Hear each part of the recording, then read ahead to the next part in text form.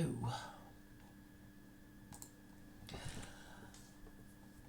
Gandalf will be arriving very soon to talk about the subject matter in the title, which is the social purposes of religion from a statecraft perspective.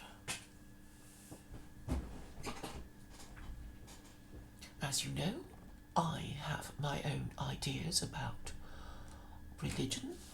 I think it's just a higher form of law, likely to secure greater long-term obedience than just a particular law.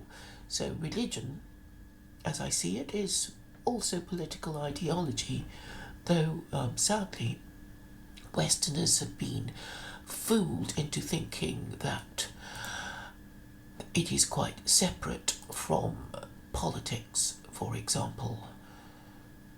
But actually they're the same, and Islam goes by the assumption that politics and religion are exactly the same, and this terrifies the shit out of liberals.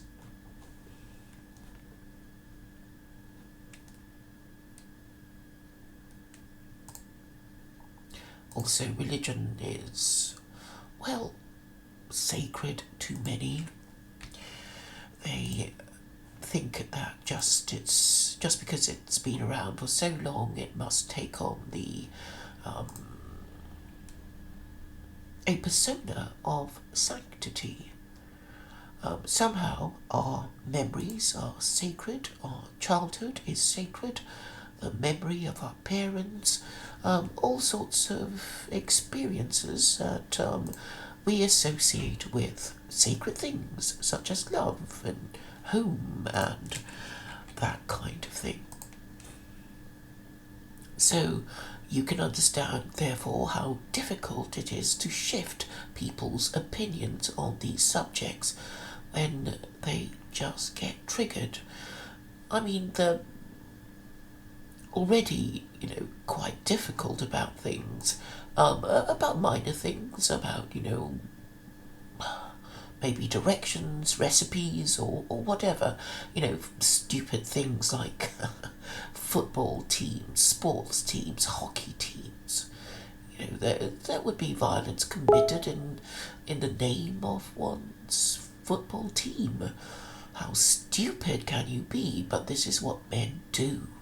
This is what men do to show their allegiance, I suppose, to their tribe. So you may, well, see how inflamed emotions easily get through any questioning of people's memories about whether Manchester City Hello? is better Just than checking. Manchester United. Hello, Gandalf. Yes, I was ad-libbing there a bit. Good to have you there. Yeah, I don't think you're live yet. I was trying to tell you. I'm trying to find the chat in the channel. Well, I think it's live simply because it's on the other channel. So, Would you mind dropping me the link so I can follow the chat? sure.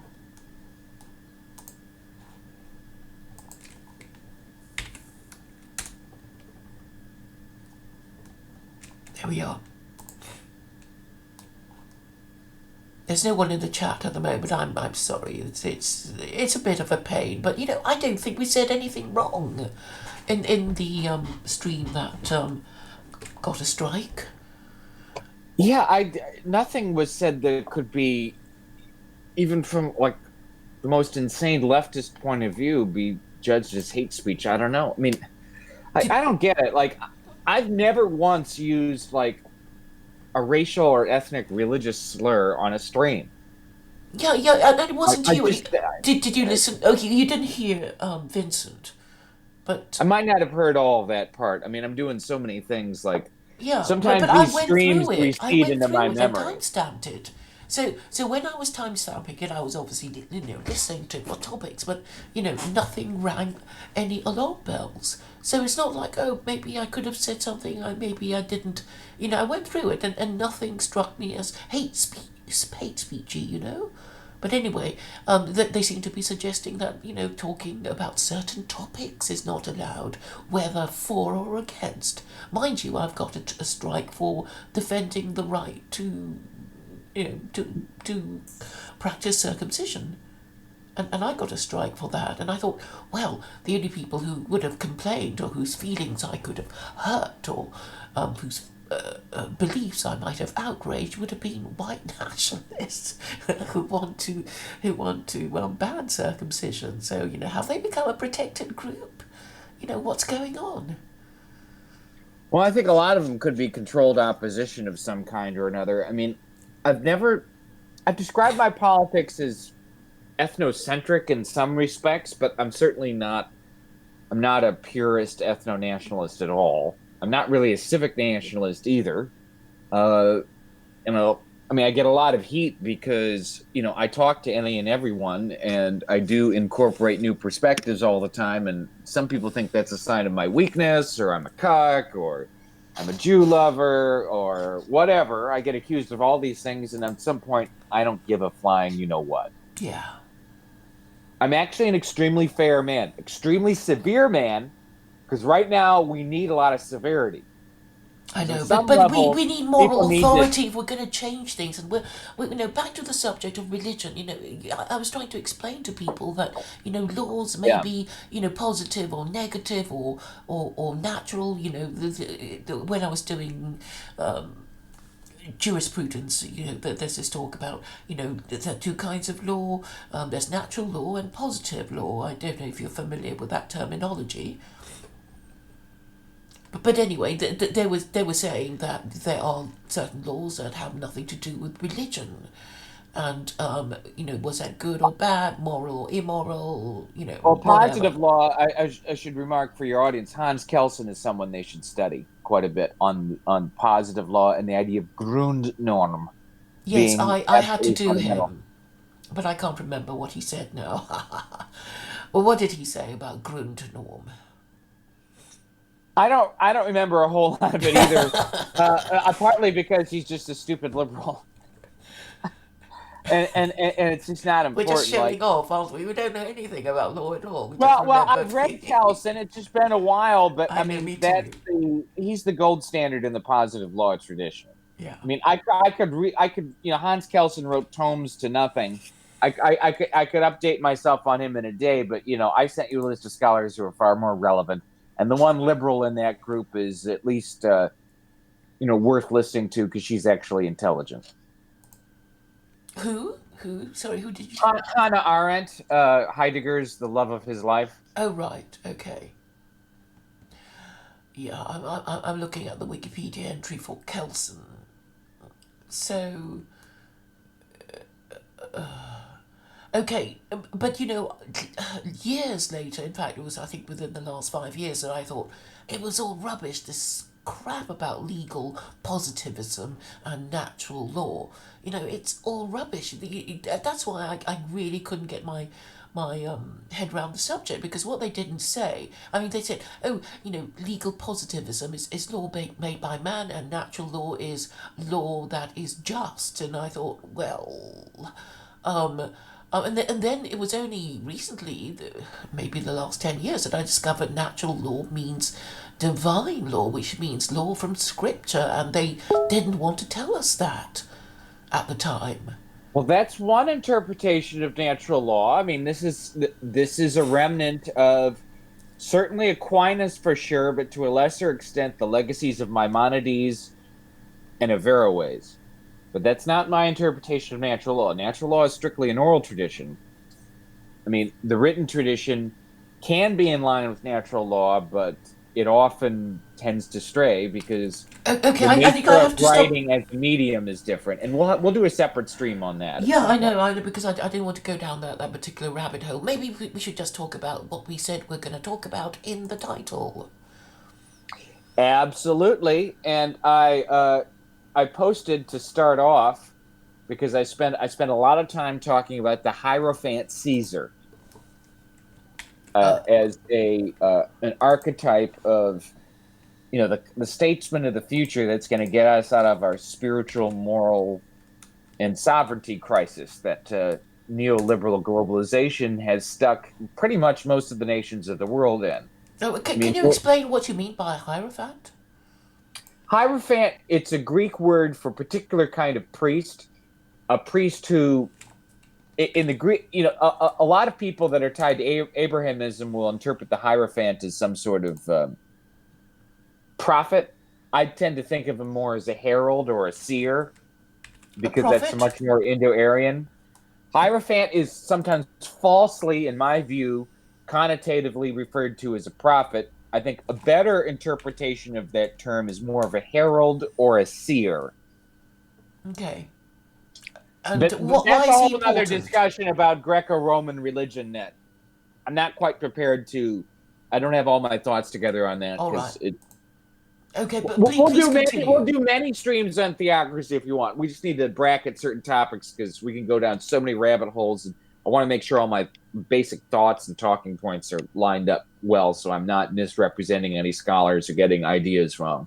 I'm Yeah, getting more and more fanatical about being very exact with certain ideas. If you haven't okay. noticed. Okay, we'll try to remind people of what we're talking about. So, the social purpose of a the title was completely Gandalf's words. I had no input on it at all, apart from suggesting the topic. So you're saying religion, in a way, we need to, go right down to basics, and we have to define religion, and then we have to define social purposes, and then we have to define statecraft. So it could take a long time, but we can begin by discussing religion. So how would you define religion? Well, before we get to that point, I think it's very important to, if possible, and I don't think it would harm your channel at all to play that video because it's a very great video. The video by Black Pigeon Speaks from 2 or 3 months ago, around the time of all the Boris Johnson drama in Parliament. Okay, Uh, do you want me do you have the link so I can play it for people? yeah, let me drop the link again here for you. Oh, did you? Okay, I didn't see that if you did it the first time round. Wasn't paying attention. No worries. Let's make sure that's there. Yeah, that link should work. Okay. Because that'll set up the discussion about religion, because there's a lot of key points in that video that are quite excellent. All right.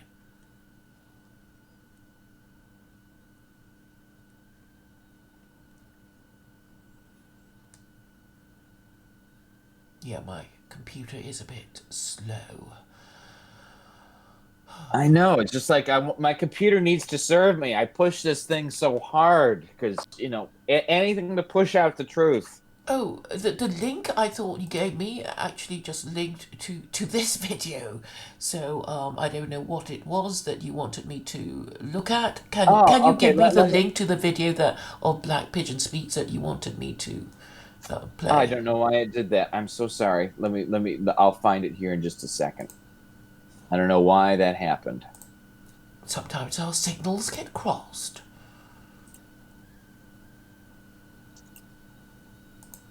Okay. Oh, come on. Now my browser's acting slow. Can you remember what he said? We can maybe No, it's a introduce good it. video. Like it's very dramatic. It's a good video. Like it lays out exactly, and some of the artwork in it really helps too.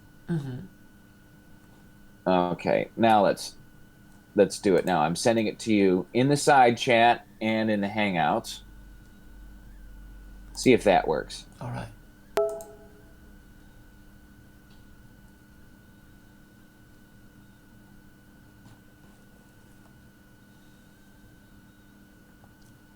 I'm not supposed to. Actually, it will just overwhelm OBS, so I mustn't. That's too bad. Yeah, Okay, well, because I know it'll all look funny anyway because it won't display correctly. So we'll just use the sound. Okay. well, then I'm gonna go directly to. It's I'm displaying gonna. now. Oh, okay. I'll stop.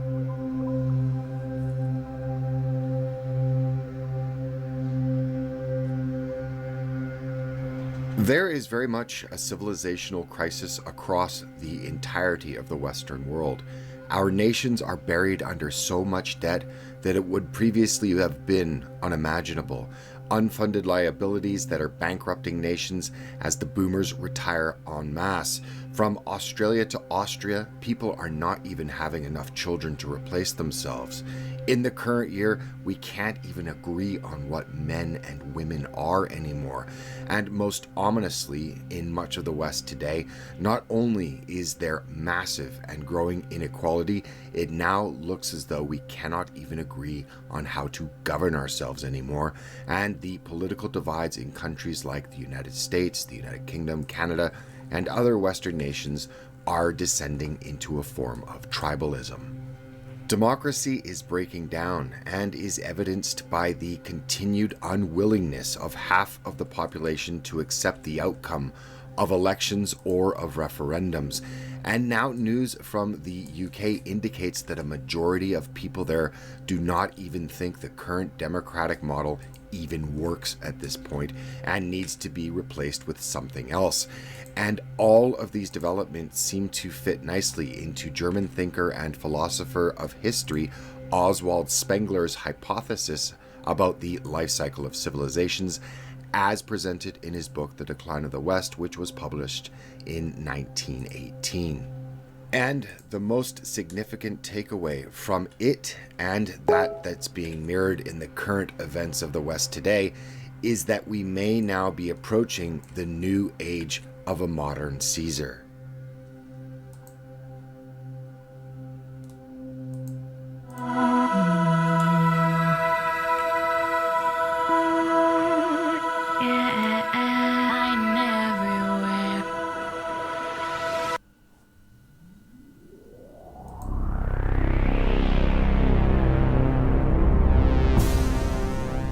Oswald Spengler rejected the linear nature of history as represented by the division of ancient, medieval, and modern, and instead that it wasn't epochs as they are divided into units of history that mattered, but it was whole cultures, and he believed that cultures mimic life forms and evolve as a kind of organism. He reckoned that cultures, or all high cultures, have a limited lifespan that begins with growth and momentum and then ends with decline and extinction. He recognized 8 or 9 high cultures, those being Babylonian, Egyptic, Classical Greco-Roman, Sinic, Indic, Mesoamerican, Arabian, and Western or European. According to Spengler, the Western world is ending and that we are now living in the last season of the civilizational cycle, or the winter of our culture, and it is the insights of his work as well as the indications that are now all around us that the Western world is indeed showing all of the signs of decline of previous high civilizations that have come before it. And this final stage was and is characterized by many things, but for the purposes of this presentation, we will focus on CAESARISM, which is the final political form in the decline of a civilization. The concept is modeled upon the regime of Julius Caesar, the first sole ruler of Rome, and the man who destroyed its republic.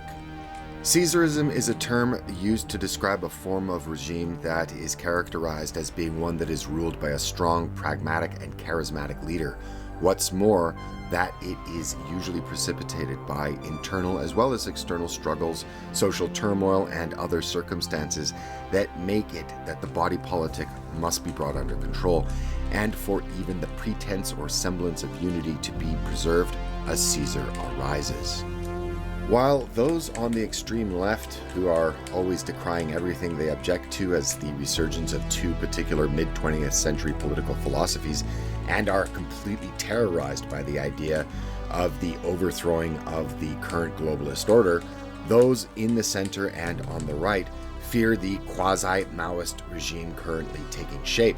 But what both sides should understand is that the rise of Caesarism is far more likely as the type of political evolution coming to the Western world, as it may be the only one that can preserve our fractured, disunited, resentful, and increasingly tribalistic societies. While, of course, there are vast differences between the governing structures of ancient Rome and modern democracies, many have pointed out the striking similarities over the past several years. In the current Trump era, the president bypasses the usual gatekeepers and proclaims his message directly to the populace at rallies and on social media. Many claim that he pushes his agenda and his personality rather than the office that he holds, and that this is the direct result of the failure of the previous two presidents, that being George W. Bush and Barack Obama, as they were not able to find any room to compromise with the legislative branch of government, and in turn were both forced to rule via presidential decrees. Moderate forms of Caesarism could be the example of Abraham Lincoln, but more blatant examples of Caesarism are cropping up around the world. The rise of Caesarism has been noted not only in the US, but in Putin's Russia, Modi's India, Duterte's Philippines, Erdogan's Turkey, and according to some Israeli commenters, Benjamin Netanyahu's Israel is a republic skewed by Caesarism. A very important point should be made, however, and pointed out here, is that in contrast to a complete overthrow of a democratic system or of a monarchy even, with Caesarism, the institutions of the withering republic remain intact and functionaries retain their titles. It's the appearance of opposition that is necessary to remain. Now, looking outward, media, pundits, as well as historians, economists, and those in the hard sciences even, have now all begun to raise the alarm that Western society is reaching a crossroads. The inability to govern, the growing and entrenched inequality, the growing tribalism and polarization, coupled with the environmental degradation, population overshoot in the developing world, financial crisis after financial crisis, and resource exhaustion mirrors the tipping points that have pushed many previous civilizations over the edge into violent political unrest, internal and external war, and finally collapse. Chile to Spain, the US to Italy, and points in between, civilization exhaustion and trust in the political process and in democracy itself is eroding and spilling into the streets violently. Political gridlock today is no better exemplified than that by the failure, despite a political mandate provided by popular referendum over 3 years ago, for the United Kingdom to exit from the European Union. And the disgust with the political class has now become so entrenched and so thorough that in fact a majority of people in England, Wales, and Scotland now believe that violence against members of Parliament is a price worth paying if it meant that their views on Brexit won out. And that is a majority of people, both Leavers and Remainers, according to a recent poll taken by academics from the University of Edinburgh and Cardiff for YouGov. And also shockingly, there was a large percentage of people surveyed who said that turning on their fellow citizens could be justified, even if it resulted in them being badly injured, if it settled Brexit in their favor. These outcomes and this movement in popular perception is very interesting, as it is indicative of the changing mood of the nation and its disgust with the political class and business as usual. Even in London, which is constantly trumpeted as some kind of bastion of economic and socially liberal values, the city is now, according to another nationwide poll, the most welcoming region of the country to the pull of Caesarism.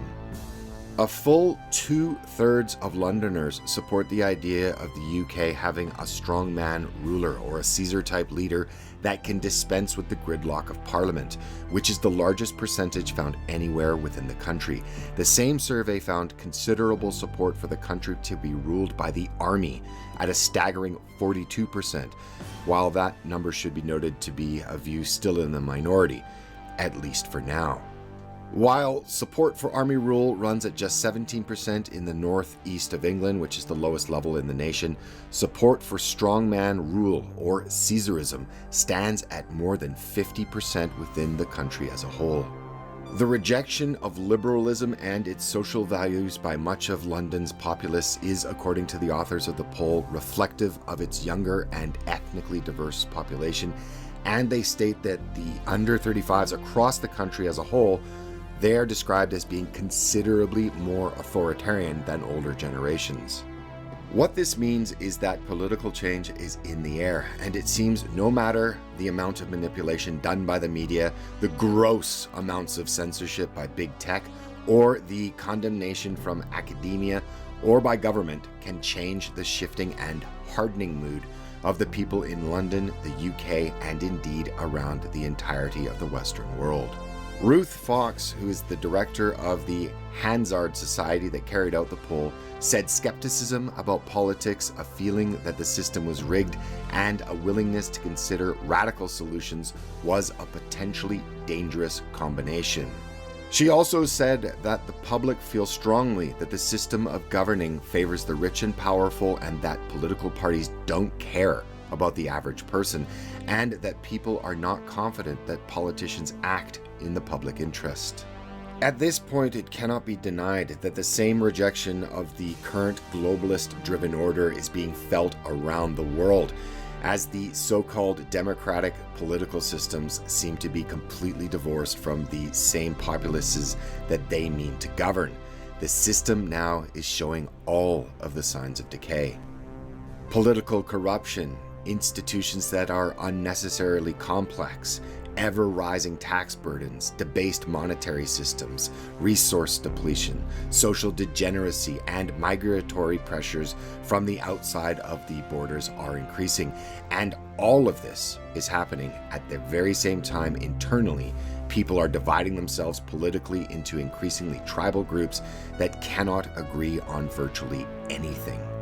Thus, it is of note to contemplate Spengler's contempt and judgment of democracy, money, and the media a century ago, as it mirrors much of the population today that no longer have any faith in the institutions of the state and no longer support the broken, money-driven, pseudo-democratic system of government that we are currently living under. Democracy has become a weapon of moneyed interests. It uses the media to create the illusion that there is consent from the governed. The press today is an army with carefully organized weapons, the journalists its officers, the readers its soldiers. The reader neither knows nor is supposed to know the purposes for which he is used and the role he is to play. The notion of democracy is often no different than living under a plutocracy or a government by wealthy elites. Whatever comes of the 2020s, there are very few signs that there are any brakes on this train, and that the polarization will only increase, as will the tribalization, and all of the other social and economic signs of decay will further entrench themselves. And maybe Spengler was right. Maybe civilizations are an evolving organism that have their date due stamped on them from the very beginning. And now we can look forward to either an ever steeper decline, or, as it seems across much of the Western world, and the wider world in fact, people are looking for ever more extreme political solutions, and that solution may take the form of regionalization and CAESARISM. Only time will tell. Thanks very much for watching. If you liked this video, please consider subscribing as well as liking and sharing the video. Also, if you have the ability, please consider supporting Black Pigeon Speaks. The channel has been totally demonetized by YouTube, as have many others. And the information on how to support BPS is in the description. And in doing so, you get perks as well as join a community of like-minded people. We have regular meetups and social interaction. That said, thank you to you all, and I will see you again soon. Bye-bye.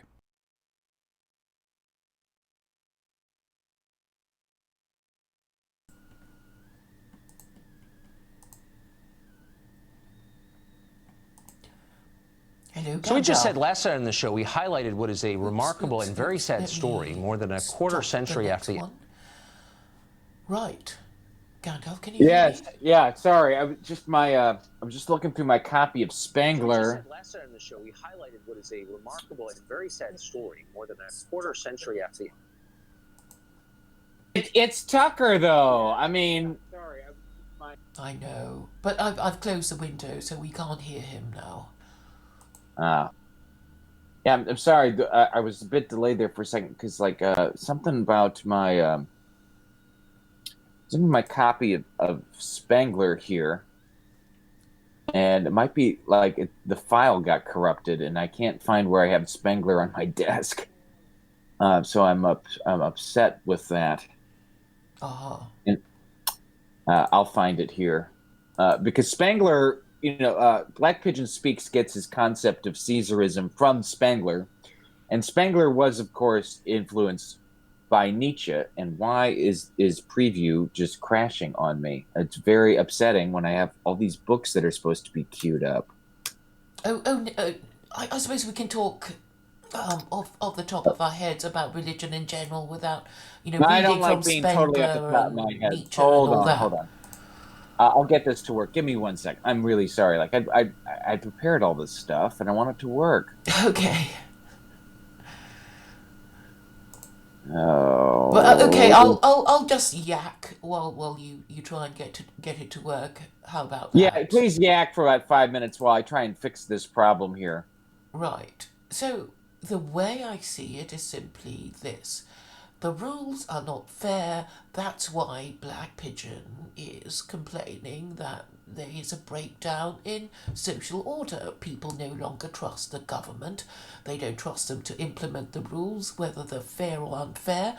People think they can get away with breaking the rules, and this will provoke more chaos, obviously, because, when you see that if somebody breaks the rules and nobody protests, nothing bad happens to them, they'll think, well, I better break the rules too in order to compete with my opponent who never obeys the rules. So this is how law and order begins to break down. And the foundation of our civilization is the rules. And of course, they're abstract. People don't get it.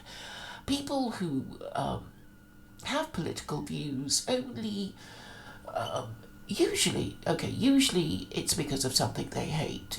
Everything was fine until those people arrived, or something of that nature, and they don't go beyond recognizing or believing that a certain group is responsible for certain ills, and then go about attacking that group.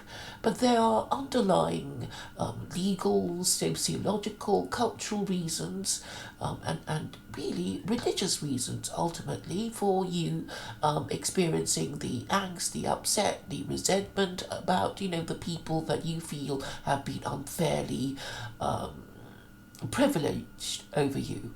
And this, I think, is common to most Westerners who's sick to the back teeth of uncontrolled immigration. And I suppose most people are not deep thinkers. They just see what they hate, and they hate it, and then they want to say they hate it with each other and maybe drive them out of town. This is an understandable way of dealing with people you perceive to be problematic, and then you look for confirmation bias about, well, they're only like this because they're low IQ, they're from all these countries that we never want to visit anyway, and why were they bombed by America? Because America is good, and we bomb their countries to show our superiority, and we are therefore superior to them, and the usual convoluted thinking that leads to ever decreasing cycles of hatred and fear until that is your only religion. I mean, having observed the alt-right for quite a while, it would be a misnomer. It would be crediting them too much to call them nationalists, because they never think of the national interest. It's all about hate. Because the whole thing about nationalism is that at the very least, a nationalist should consider the national interest. They should talk about how to promote the national interest, what constitutes the national interest, and they haven't talked about that at all. It's always why, oh why did the Jews do it to us? And nothing ever proceeds beyond that point.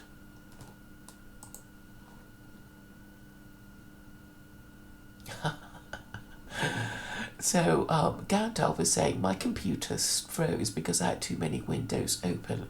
Well, I'll just can't continue with my mini lecture then. And if he doesn't come back, Give me one more minute while I fix it and get all my files right back in order. I'll be right back. I'm sorry. all right, I'll just carry on then. Gandalf's brain fried his own computer. So really, you don't want to be in a position when your religion is your common hatred of Jews, Muslims, non-whites, and assorted foreigners, or people even in your own racial group that you think have betrayed you. That is what you don't want to be, because currently in the alt-right, what they're doing now is not talking about not having philosophical discussions about political doctrine, but about who is or isn't a doxer and what should be done about them. This is crazy, stupid playground stuff, but that's what they like talking about. So, hardly ever is any intellectual energy being applied to examine the meaning of common important words. So that is a problem, a lack of thinking. But then, what leaders do you have? You have the morally compromised Richard Spencer, the morally compromised Millennial Woes, the morally compromised Mark Collett. In what way would you say they're morally compromised? I would say that Millennial Woes, well, he's a coward, isn't he?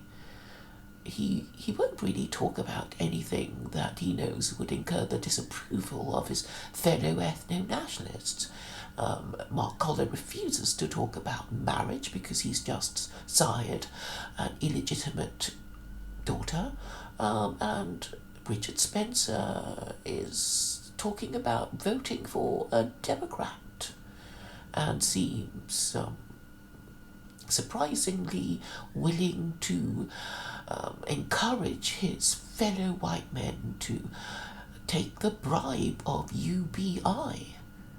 What do you think is going to happen to men who accept the bribe of UBI? They will in fact have given up all opportunity at sexual reproduction within wedlock. Who would marry a man in receipt of UBI? But then there's Greg Johnson urging them to do so, but then he's gay. Well, hold on. UBI is a complicated problem. I understand your point of view. I mean, it's lame that, somebody's going to take $1,000 or $1,200 a month and just sit on their ass, jerk off to porn, and play video games and smoke weed with it, as probably 70% of the people that will take it will do it. 30% of people might take the UBI and actually fund a micro business with it. If you gave me UBI, my Gandalfian school of statecraft would be up and running months ago. Okay? Because I'm not a lazy person. I mean, I pretty much, I'm 24/7, 365 scholar. I mean, that's pretty much what I want to do, or I want to die. I mean, I'm just flat out honest about it. But it will create a class of people it will create an underclass of an underclass. I mean, probably they'll be told to sign away their reproductive rights. They'll probably be told to sterilize themselves or change their sex, so they will end up sterilizing themselves anyway. Jokes have been made about those kinds of people who will be prepared to do that. They'll probably say, okay, well, I don't want to have babies anyway. It opens up the door to all sorts of other problems. So I posted an article of, I think, one of the best articles by an independent Australian journalist who I like, Caitlin Johnstone. I put it in the side chat. I'll put it in the Hangout list here, link here. So we'll talk to that. And I'm going to bring that back. I'm going to bring it back to my main list for the show, but it's called Universal Basic Income plus Automation plus Plutocracy equals Dystopia. I wish I had been able to spend a little more time with it on Luke, but I think he wanted to move on. But I think this is extremely important. Also, her latest article, I just saw it. We'll have to read it together. because the title of it is just so tantalizing. But Americans are discussing the possibility of a universal basic income more seriously than ever before, largely due to the surprisingly popular campaign of Democratic presidential candidate Andrew Yang. Now, Andrew Yang touts a lot of his success as an entrepreneur. I mean, but I see him more as like an NGO welfare whore who has just a lot of business connections to Silicon Valley. I mean, he touts that, oh, I saved all these inner city youths and trained them to do entrepreneurship. And I'm like, what are the results he's ever delivered as an entrepreneur? Like, I don't trust the guy. Okay. I just don't trust him. You shouldn't. I don't trust anybody. Right now, our civilization's in the ditch. And I'm very angry about that. I'm very angry that everyone's just a bunch of grifters and ideologues and insane people. I mean, I literally just don't trust anybody. Yeah, because the West is suffering from degeneracy, and the problem is that you can't organize any focused or effective political action if most people are mentally deficient, mentally ill, or just morally corrupt, so they won't do anything. They won't do the right thing. So that, I think, is a problem of religion. Why is everybody like that? I mean, why are they mentally ill? Because they've, led terrible lives and terrible childhoods. And why are they mentally deficient? Probably because they didn't study hard enough at school. Or maybe they came from parents who were not genetically healthy enough to produce healthy offspring. And why is this situation being perpetuated? And I think it goes back to eugenics and dysgenics. And marriage is eugenic, and nobody cares about even respecting this practice anymore. Because most people in the West are, in fact, illegitimate. I don't know if it's most people, but a way too large plurality is. I'll grant you that. I don't have the numbers off the top of my head, but I'll tell you that. I think it's 40% in America, 50% in Canada, and way over the 50. Well, I don't know. Well, it's worse in the UK, and with UBI, it will be even worse. You will become as paused as the British, and I'm predicting it, and you men seem to be running into it with open arms. Well, social and spiritual reform is absolutely necessary. I mean, and it has to be done as soon as possible. We can't be, I hear you. Like that's why I'm trying to up my game on other fronts. Like, it's very challenging. Like every day I read about the virus and then the plague of locusts in East Africa.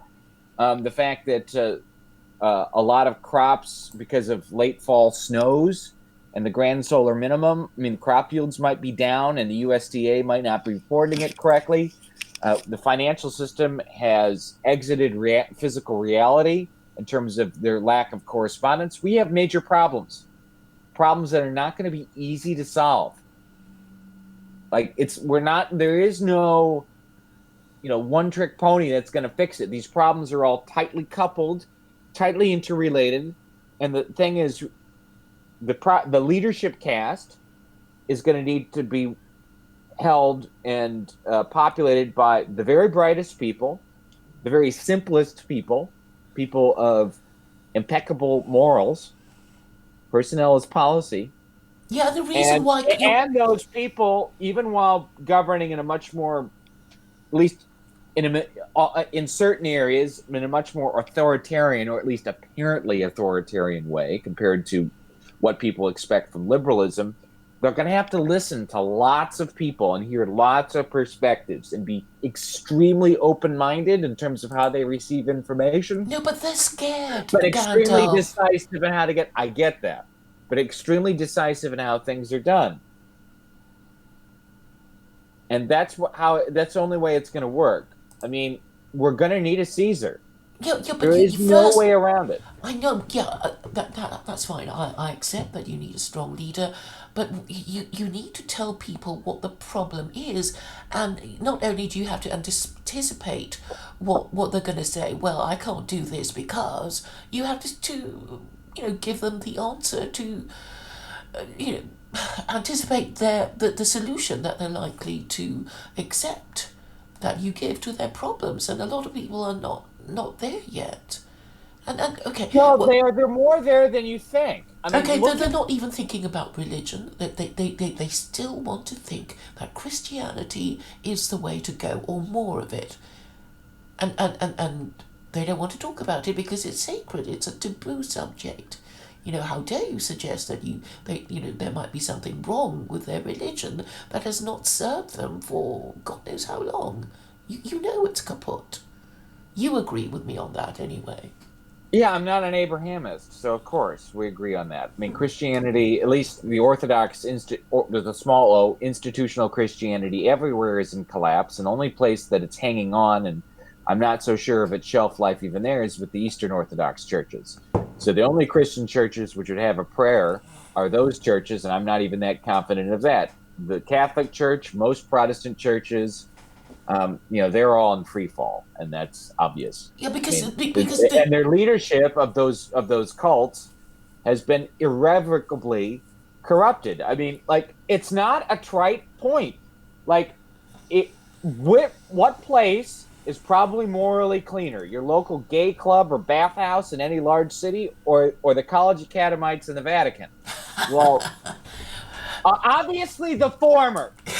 And that this religion dares to proclaim on any moral questions whatsoever, including and especially on questions of sodomy, is fucking disgusting.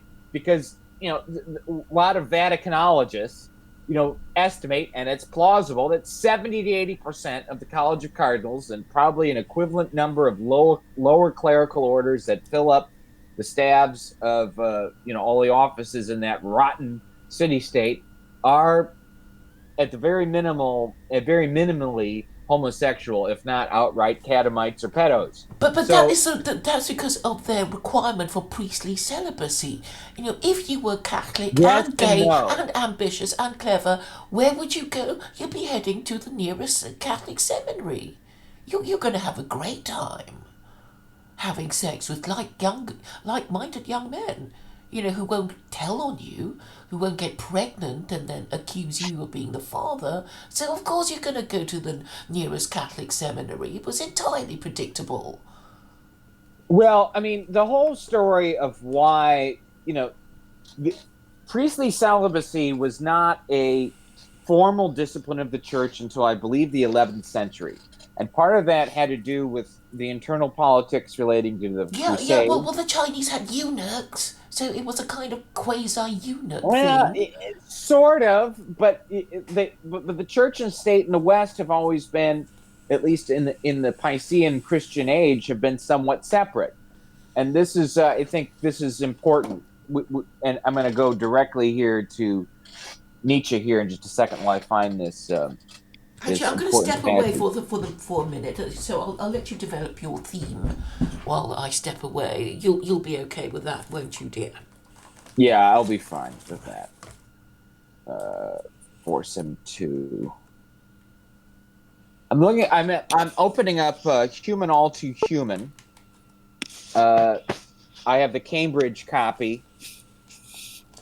It's on religion and government. Sometimes it's translated on church and state. I believe this Hollingdale is the translator, and I like him almost as much as I like Walter Kaufmann. Unfortunately, Kaufmann didn't do all of Nietzsche's works. But anyway,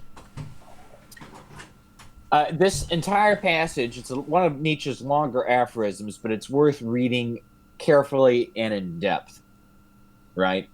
Because the tradition of the separation of church and state is quite an interesting one. And it needs to be looked at with care. Because I don't think we can afford the luxury of believing in that illusion anymore for a whole host of reasons.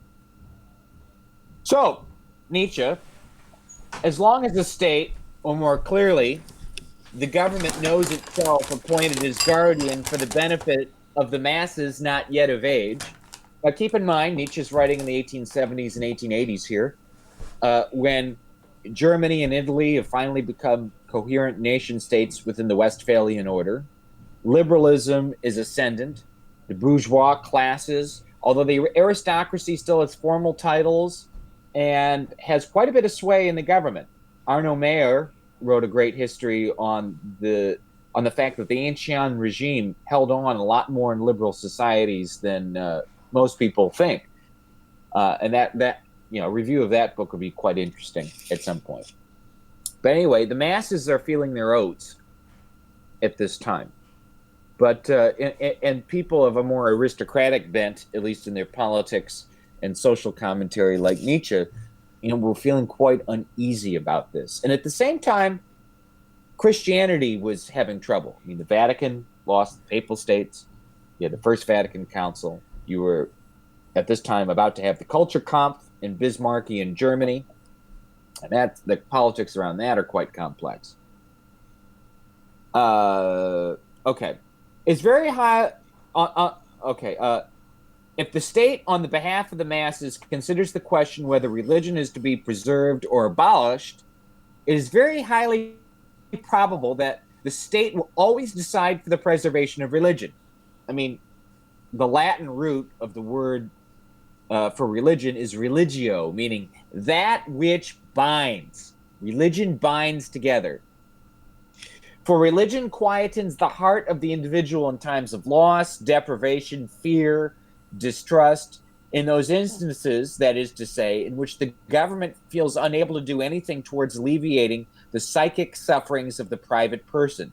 Even in the case of universal, unavoidable, and an immediate prospect, inevitable evils, famines, financial crises, wars, pestilence. Indeed, religion guarantees a calm, patient, trusting disposition among the masses. I used to like, everyone knows me, that the most execrable human being alive on this planet, who no member of any other tribe could ever get my absolute disgust more than this man, is Kurt Doolittle. He profanes everything sacred about the acquisition of knowledge with the way he has shown his true mettle and stripes. The man is a charlatan. He does not understand Carl Schmitt, yet he proclaims himself the greatest scholar on law ever. My foot. Anyway, he talks a lot about religion being mental training. And propertarianism gets a little bit right on that. Religion binds people together, but it also binds people to a sense of the transcendent order. And we have to make sure that the transcendent order people are bound to is actually true. Like, that's why I always talk about, does our religion reflect the laws of physics and habits of nature? If it doesn't, in such an interconnected world where chaos seems to be growing, any sort of social order constructed in anything other than the laws of physics and habits of nature will come tumbling down relatively quickly, no matter how much the ruling caste or the priest caste tries to fuse it together. Continuing with Nietzsche. Whether the chance or inevitable shortcomings of the state government or the perilous consequences of dynastic interests force themselves upon the attention of the knowledgeable man and put him in a refractory mood, the unknowledgeable will think they see the hand of God and patiently submit to instructions from above in italics, in which concept divine and human government are usually fused in the minds of the NPC. Thus, internal civil peace and continuity of development is ensured. Now, I have always had lots of doubts about what's going on. I mean, I was about 6 years old when the first Persian Gulf War happened on CNN, and news and video games and their aesthetic seemed to be fused together. And I always thought that war was strange, and something about Poppy Bush always creeped me out. And I remember 2 years later watching the Jennifer Flowers themed interview of Bill and Hillary pretending that they actually loved each other on 60 Minutes, and I remember being extremely creeped out. Something was wrong. I mean, since, I always joke, I was a baby in 1984 and it's 2020, and guess what? I'm still living in 1984. Since 1980, going all the way through until the time Trump walked down the escalator, in the top 3 positions of government in the United States, the top 3 positions of executive authority, at least the titular government, not the deep state, are president, vice president, and secretary of state. It's been a Clinton or a Bush from 1980 through to the end of the age of Obama. There's been a Clinton or a Bush in one of those top 3 positions the entire time. So dynastic interests, hell yeah, there's a lot of dynastic interests. Some kind of democracy. That's why we need more voting rights, to vote for the same people the media always chooses for us. Trump kind of hacked that system because he understood how to use the media against itself in a kind of a Sun Tzu jujitsu kind of move. So Trump opened up a new doorway. The power that lies in unity of popular sentiment, this is what religion guarantees, in the fact that everyone holds the same opinions and has the same objectives, i.e., America is a Protestant Christian nation. It's a good book by Alan Lichtman about that that's worth reading. Is sealed and protected by religion, of course. Apart from those rare cases in which a priesthood cannot agree with the authorities as to the price of its services and enters into conflict with them. As a rule, the state will know how to win the priests over to itself because it needs their concealed and intimate education of souls and knows how to value servants who appear outwardly to represent a quite different interest. Without the assistance of the priests, even now, no power can become legitimate, as Napoleon grasped. That's why as soon as he sacked the Vatican, he quickly realized he needed a concordat with them. Thus, absolute tutelary government and the careful preservation of religion necessarily go together. This is why the Jeffersonian wall of the separation of church and state. It's been justified in the post-sexual revolution, post-feminist, post-civil rights era. But the wall of separation of church and state is about protecting unbelievers. What Jefferson was trying to do, and all the people that were founding the constitutional order, albeit behind closed doors and against the wishes of the population. Read Charles and Mary Beard on this subject. It's a fascinating rabbit hole.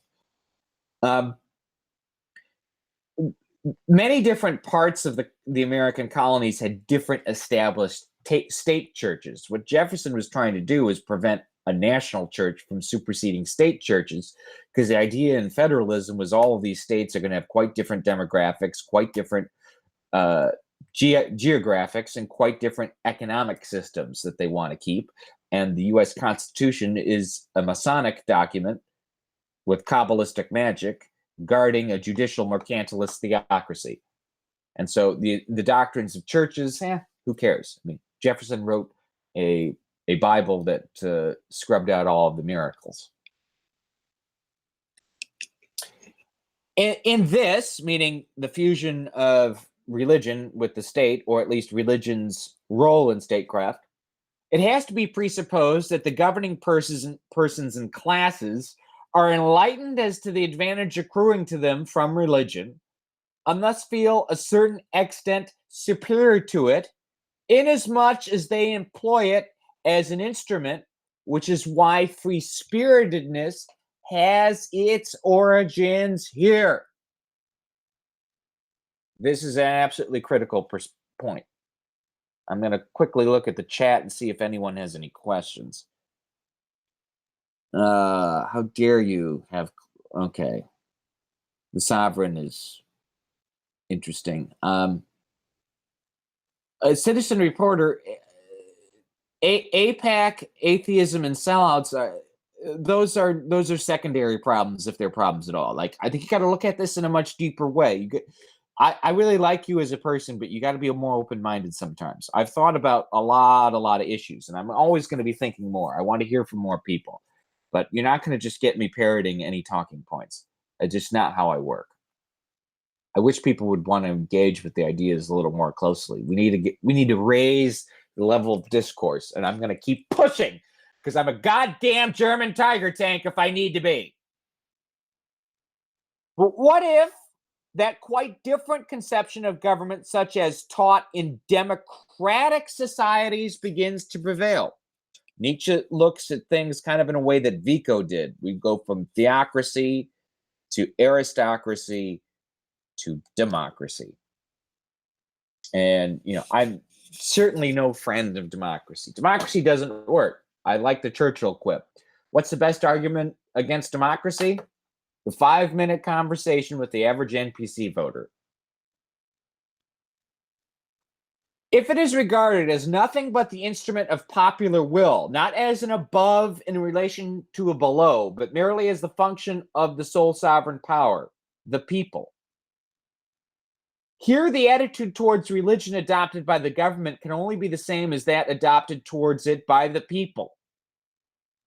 Every dissemination of enlightenment must find its echo in the representatives of the people, and in employment and exploitation of the religious drives and consolations for political ends will no longer be so easy.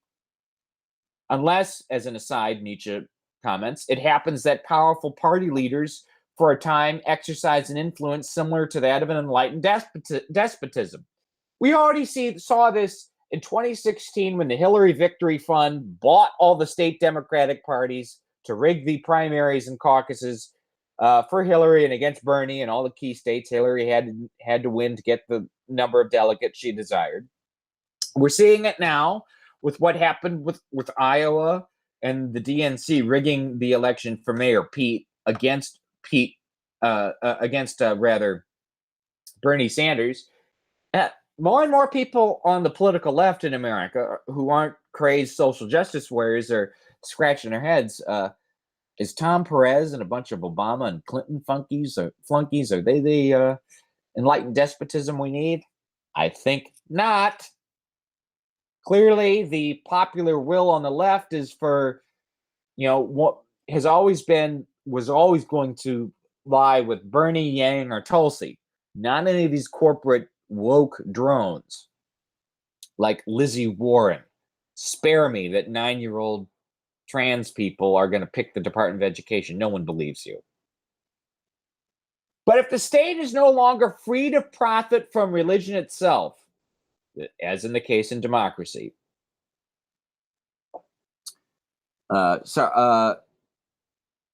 or the people come to hold far too diverse opinions on religious matters for the government to be permitted any single unified policy regarding religious measures, then the way out, and this is the way out that's been chosen in pretty much over the entire planet in the liberal globalist neo-Wilsonian, neo-Trotskyite era that we're in.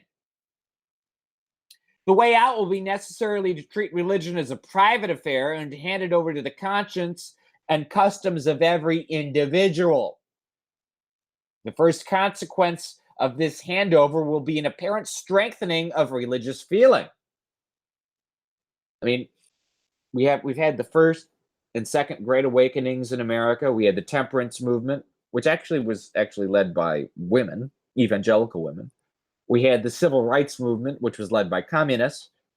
And we've kind of had a mismatch of everything from the moral majority of the 80s and 90s to social justice under the Obama era and post-Obama era. So you've had these echoes of religious-like movements and popular feelings. I mean, American religion has always been extremely populist and chaotic, and I, for one, have never liked it. The first consequence of this will be an apparent strengthening of religious feeling, inasmuch as suppressed and concealed manifestations of it, to which the state involuntarily or deliberately gave no breathing space, now break forth and proceed to excesses and extremes. Later, religion will be overrun with sex, S-E-C-T-S, and it will become plain that at the moment religion was made a private affair, an abundance of dragon's teeth were sown.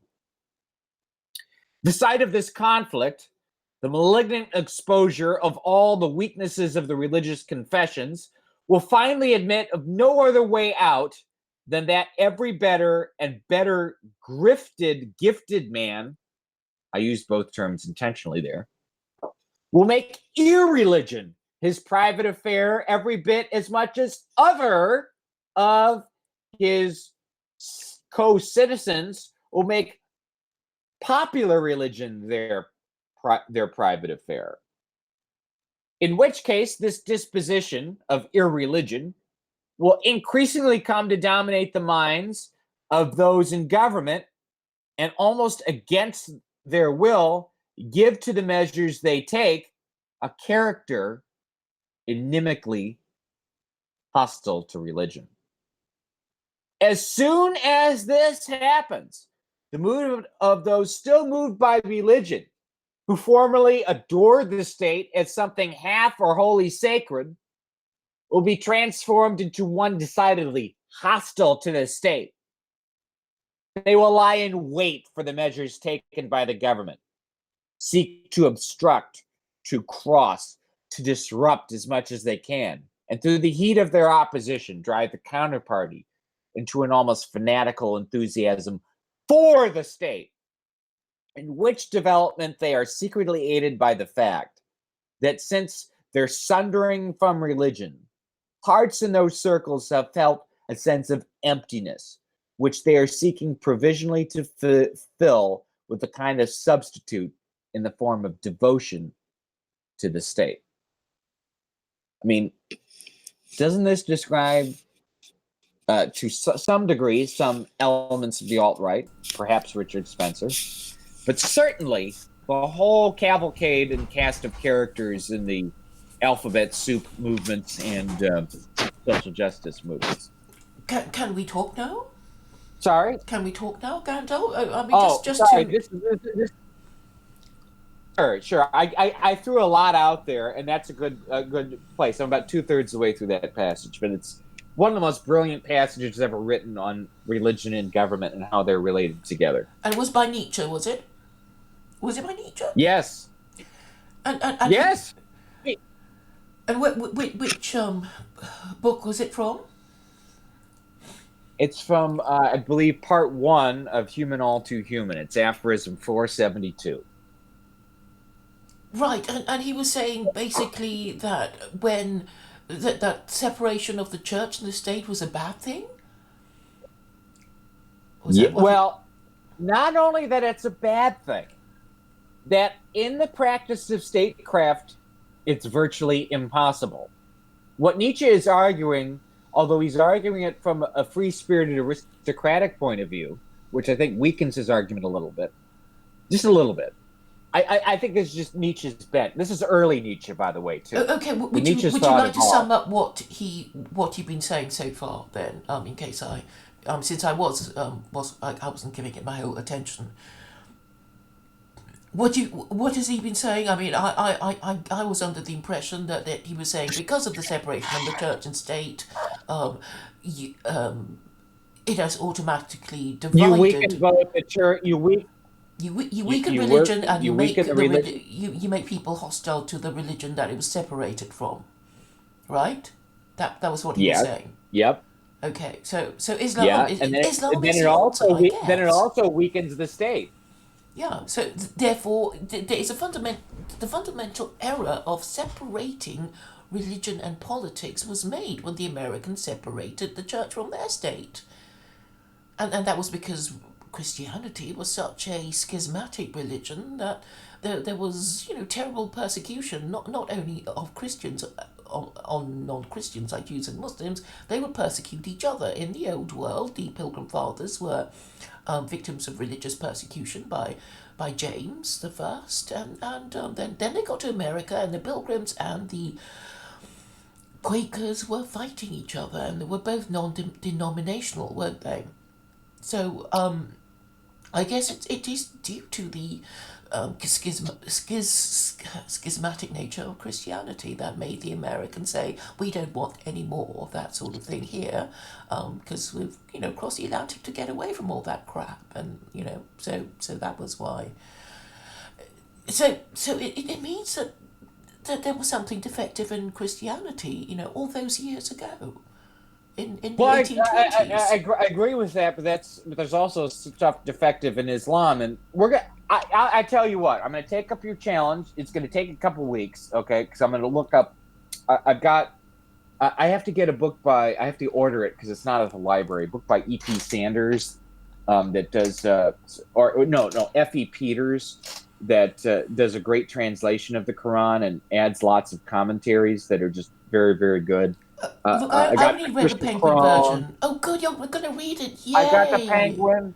We are going to go through sections of it. We're not going to read it cover to cover. No. We don't have to do it together. You just basically flag the verses that you don't like, that you think is wrong or somehow ridiculous I or don't want. I don't unjust. want to do it that way. I want to treat it more holistically because I want to be fair to Islam as a movement, as a culture. Okay, Yeah, like yeah, but the fairest way. 2020 is the year that I've always had an open and curious personality, and I'm just going to double down on that more. I mean, I think that something with just the streaming culture and the fact that I was once pretty far on the left earlier in the decade. I swung hard to the right for a little while, and that was just a weird place. And I'm like, I'm not really on any of these sides. I'm just going to double down on my own inclinations. I mean, the Perhaps kind of you're inclinations just that a made me wine able to that do what is. I do now. Perhaps you What? are a young bottle of wine that needs a few more years to mature. Well, we don't have time. We don't have time. I need to make the maturation I'm trying to fermenting hurry you process along, you know. speed up. Yeah, What? I'm trying to hurry you along, as you may have noticed. And I think, look, if you have a problem with whatever book, scripture, you have to read it first and say it's, wrong or bad for any reason. And to refuse to read it is not quite playing the game. But anyway, you've given up on not reading, saying you refuse to read it. So I'm very, very Well, I like to say relieved. it's not that. I think it's about time because I dialogue with lots of other people, and it's about time. I was on the phone yesterday with some friends from Libya, and I've been paying a lot of close attention to what's going on in the Maghreb, and I'm trying to help them understand certain things, and we're going to have to go down several rabbit holes about that because Turkey's involvement in Libya and Erdogan's rise, which only George Friedman really accurately predicted, and I think Friedman's brilliant. George, not Tom. Tom's an idiot. But George Friedman's quite brilliant. I think that needs to have a much closer look. But anyway, scrub that for now. I got so much to talk about and so much to do in such a short amount of time. That's why I'm pushing. I'm like Colonel Hessler in the 1965 Henry Fonda Robert Shaw flick. Yeah, they're throwing gasoline cans at me, and I have to get to that fuel to keep my Tiger tank going. And I don't care if it's going to blow up my tank. I'm still going to drive right to get my fuel. But we were talking about the nature of religion, and we're saying religion is kind of a kind of. I mean, if religion contains laws, and laws contain morality, do you think that's a fair assessment of religion? Yes, but I think you're over.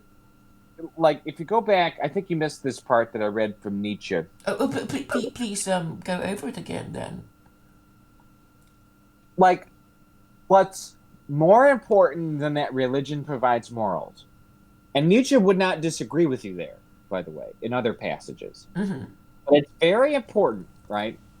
Let me read this sentence and listen to it very carefully. For religion quietens the heart of the individual in times of loss, deprivation, fear, distrust, in those instances, that is to say, in which the government feels unable to do anything towards alleviating the psychic sufferings of the private person. Even in the case of universal, unavoidable, and in the immediate prospect, inevitable evils, famines, financial crises, wars, pestilence. Indeed, religion guarantees a calm, patient, trusting disposition among the masses. And this is why it's not just the rule book, not just the sacred canons. It's also trust in religious institutions, And institutions are populated by persons. And personnel is policy. And personnel is also tone and tenor. Look how much, because of the magnifying impacts of social media and the hysteria of the liberal legacy media in both print and television, look at how Trump coming down the escalator has completely upended everything we thought about politics. I mean, even the Obama years look like ancient times now. Well, God simply forbid because this year, Trump represents patriarchy. That's why he Yes. triggers all these feminists. They know their days are numbered, and that's why they're jumping at their own shadow.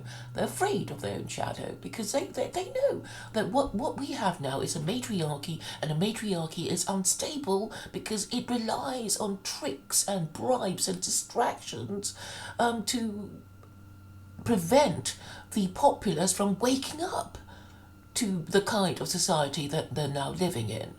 And that's why a lot of people who only point out the obvious get censored. Well, I The mean, part of truth the is reason now it gets censored. transgressive. Look, I mean, I'm going to be a bit fair for a moment. I'm trying to see, I always try and see things from multiple angles. I think if you haven't noticed, right? Okay. You know, on some level, women are shit testing men right now. They are. I mean, a lot of their They behavior always is. will be. And they have to, because eggs are precious. They're rare. They don't last very long. And sperm are plentiful and cheap. Women. So a woman needs to make sure she gets good seed. Yeah, so she will be choosing men with as high a status and with the command of as much resources as possible, and that's wealthy, high status, that kind of thing. So yeah, if you had to have babies, and this was the only way to make yourself valuable to the opposite sex who controls the resources, then obviously your ideal would be a wealthy man, a wealthy and powerful man who's respected by his peers, so you will get respect too by being his sex partner, his female partner, the mother of his children. Obviously. Yeah, and in order to get to replace feminism with femininity, one of the things that's going to be necessary, because we have to de-Oprah-ize our middle class and working class women. Could you just explain what you mean by de-Oprah-ize? Because I don't watch Oprah.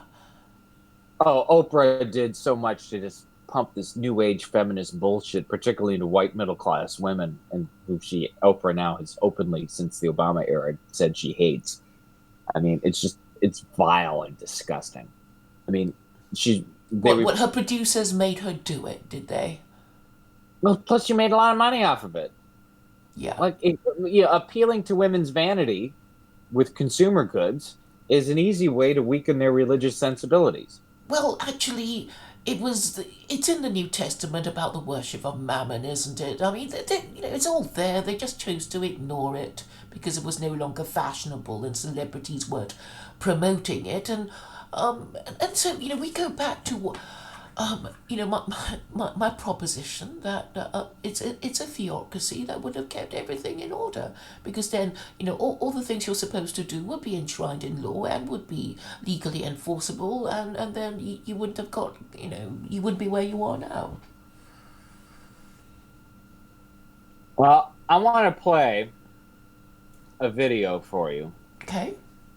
I'm going to drop it 2 places. Hopefully it does not. This is Oprah. Okay. The most famous time or little mini thing on her show where she gives all the women in the show, it's about 5 minutes, a new car. Okay. Play now. Okay. We've given away televisions and refrigerators and pajamas and free trips, and just the very idea of giving away a whole car to somebody, I just think that's just one of the most incredible moments ever. The show started with a stunt designed to throw the audience off the scent. as Oprah called 11 unsuspecting people up on stage. Brandy and Becky Thomas, where are you? It's about teachers. You know I love teachers, okay? Okay. There they all are. Now, I just want to tell y'all right now, we've been lying to you. I admit right here now, on this stage, you're really here because you all share a wildest dream. Every single one of you desperately needs a brand new car! Pull it in, boys!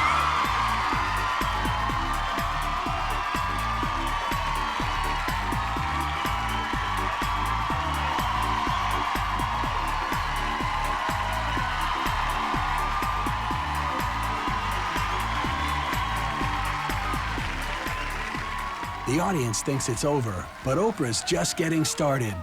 You just saw 11 viewers score their wildest dream. Each one of them is the proud new owner of a brand new Pontiac G6. And that was really exciting. I thought that was cool. Okay, but I got a little twist. Because as you saw, there's 11 of them, and I said that there were 11 cars outside, but really I have one car left. I have one car left. Hold on. And someone in this audience still has the chance to go home with a brand new, fully loaded Pontiac G6. G6. Okay, right now, everybody in the audience, now listen to me carefully, is being given a special package, and I don't want you to open it. Do not shake it, do not open. Take the box and hold it in your lap. Do not open. Now here's the deal. Listen carefully. Inside one of these boxes is a key. Do not open it yet. If your box has a key, you will be the last person today to get one of those cute little G6s. Okay? Who will it be? Are you ready? Hold on. Are you ready? JR is back in our audio booth. JR, this calls for a drum roll. Cue the drum roll. All right, open your boxes. Open your boxes. 1, 2, 3. You get a car! You get a car! You get a car! You get a car! Everybody gets a car! Everybody gets a car! Everybody gets a car! The reason why I was screaming the words is because other people were screaming so loudly. I thought they didn't understand or wouldn't understand what had just happened and what I was saying. Oh my goodness! Everybody gets a car! You get a car! You get a car! You get a car! You get a car! Everybody gets a car!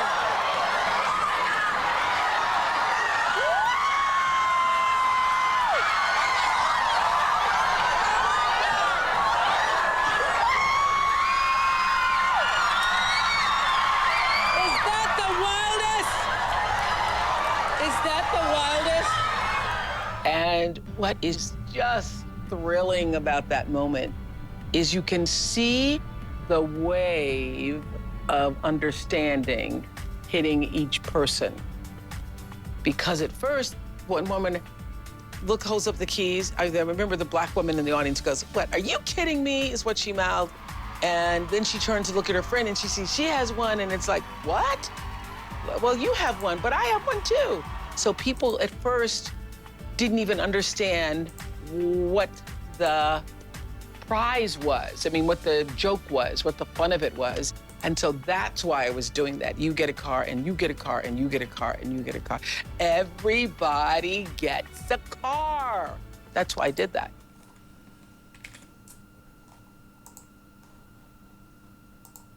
Oh. So, well, that was disgusting. Did you find it disgusting? Was that why you showed it to us, Gandalf? This is the matriarchy, or at least, selling the matriarchy in action. That was, now at the time, I think this was like 2003, 2004, and this is the Girls Gone Wild decade. For as George Bush was the ultimate, only more beta male president than George Bush was Barry Soetoro, his successor. But, my God, just those women were screaming as if they had an orgasm. I know. Mass hysteria. Mass hysteria. I'm not, I like strong-willed women. I want intelligent women, who are matronly and motherly to have important roles in society. I'm not for oppressing women. I'm not with the white Sharia gang, when that meme was big. I'm not with that. But no way in hell should TV shows, for marketing purposes, to boost brands of charlatans and new age Luciferian peddlers like Oprah, no way should these people be giving free shit to women who should be helping their men provide that for them by being good wives and mothers, so that their man can buy them a car, she feeds him in the morning and screws him at night and protects his children. That's how she should get her new car. Yeah. That is, at the time I was young, I didn't realize what that was. I look at it now, and I'm like, Oprah, how about you get me a new car? But to be fair, filthy lucre. Okay, but to be fair to Oprah, Plus, Oprah said this. I will find this quote. I swear to God, I won't forgive her for what she said here.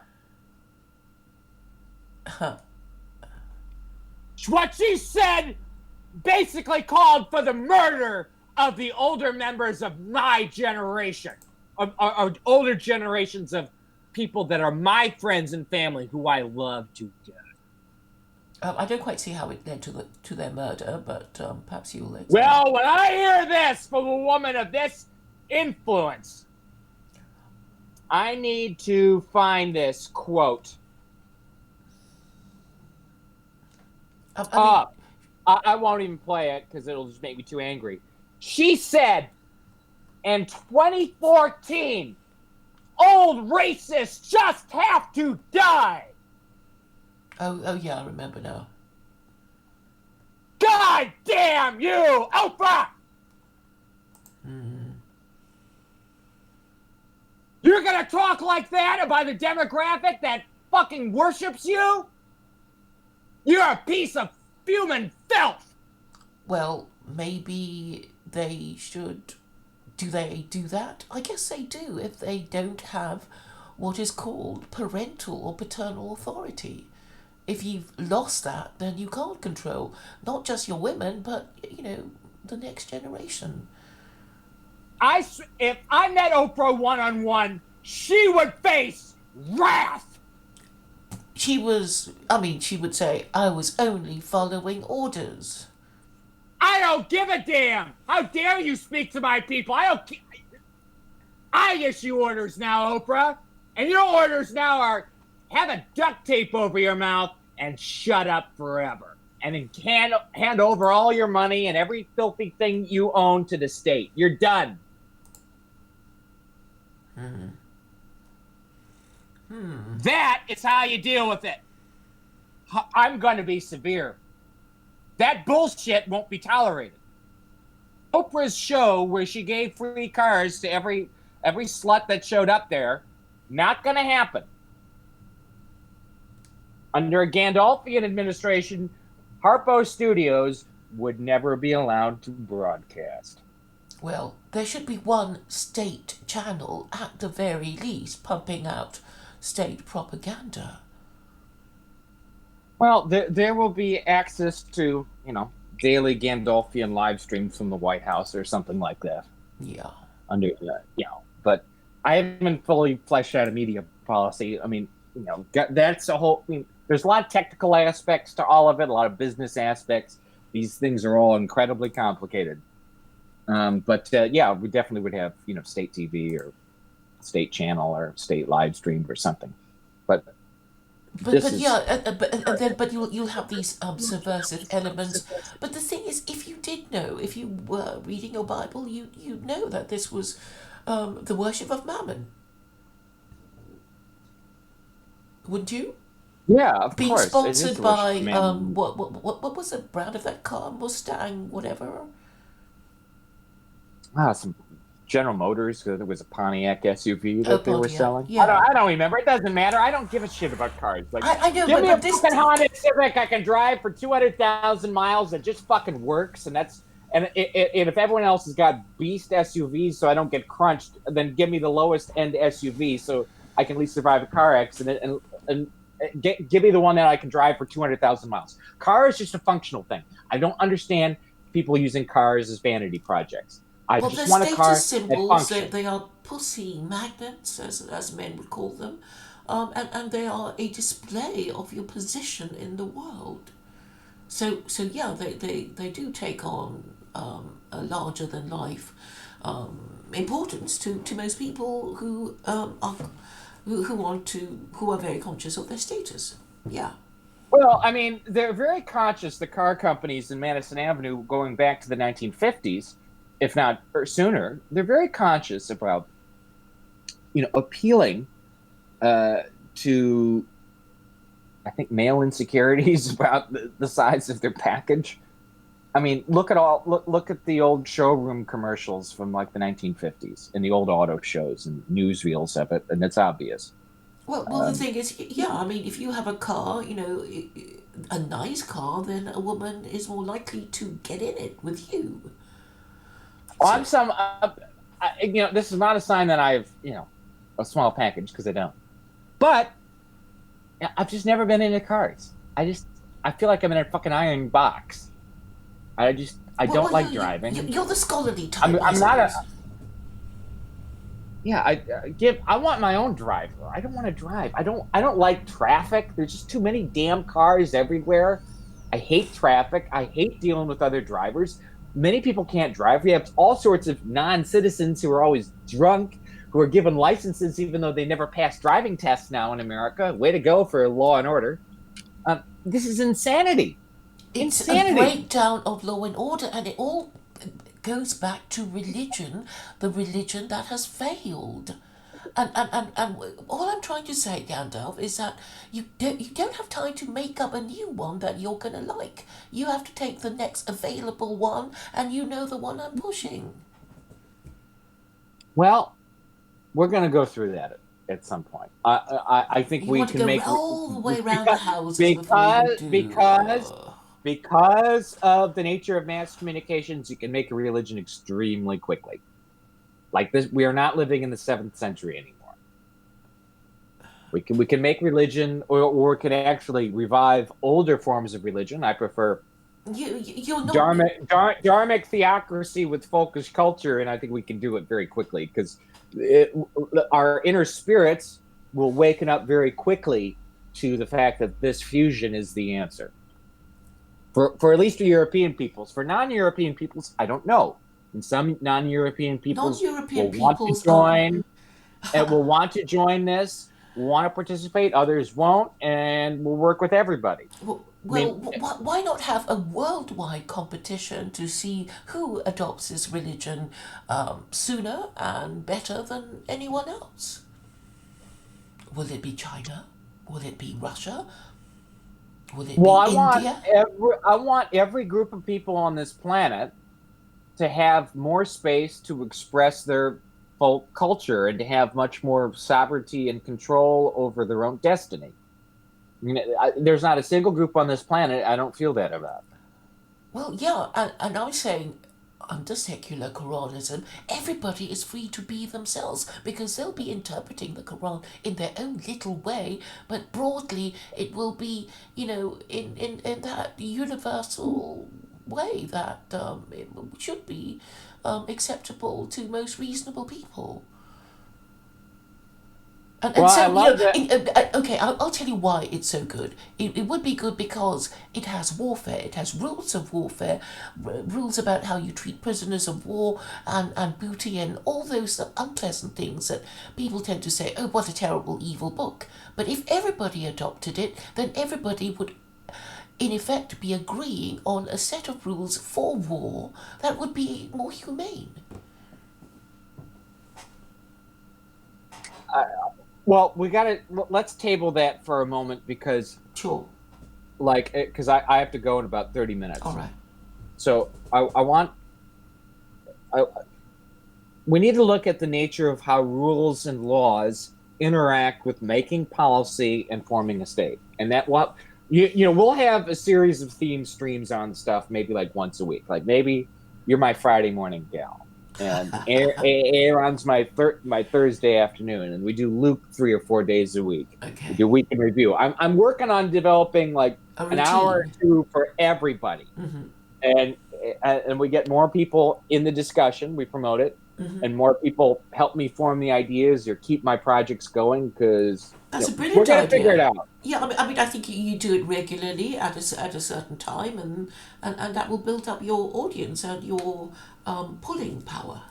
Well, I'm also working on developing a homeschooling live streaming kind of service, and I need to get that going here. I've been spending my meager savings on that because we need to be educating people, and we need better education. Like education and social reform is really my more core interest, though watching just the chaos in government and how things aren't working, and my fear that lots of good people are going to get hurt or damaged, and not knowing how they're going to get hurt or damaged is motivating me toward a little more action.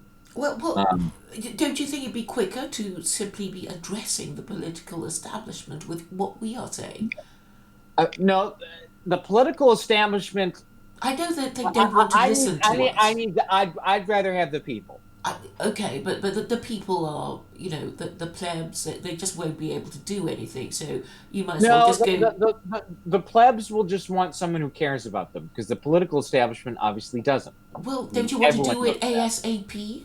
Okay, well, then we tell the political establishment that there will be advantages in our suggestions. They'll be held in higher regard if they govern their nation properly. I'm much harsher. I'm not interested in that. I'm interested in whatever is out there following orders.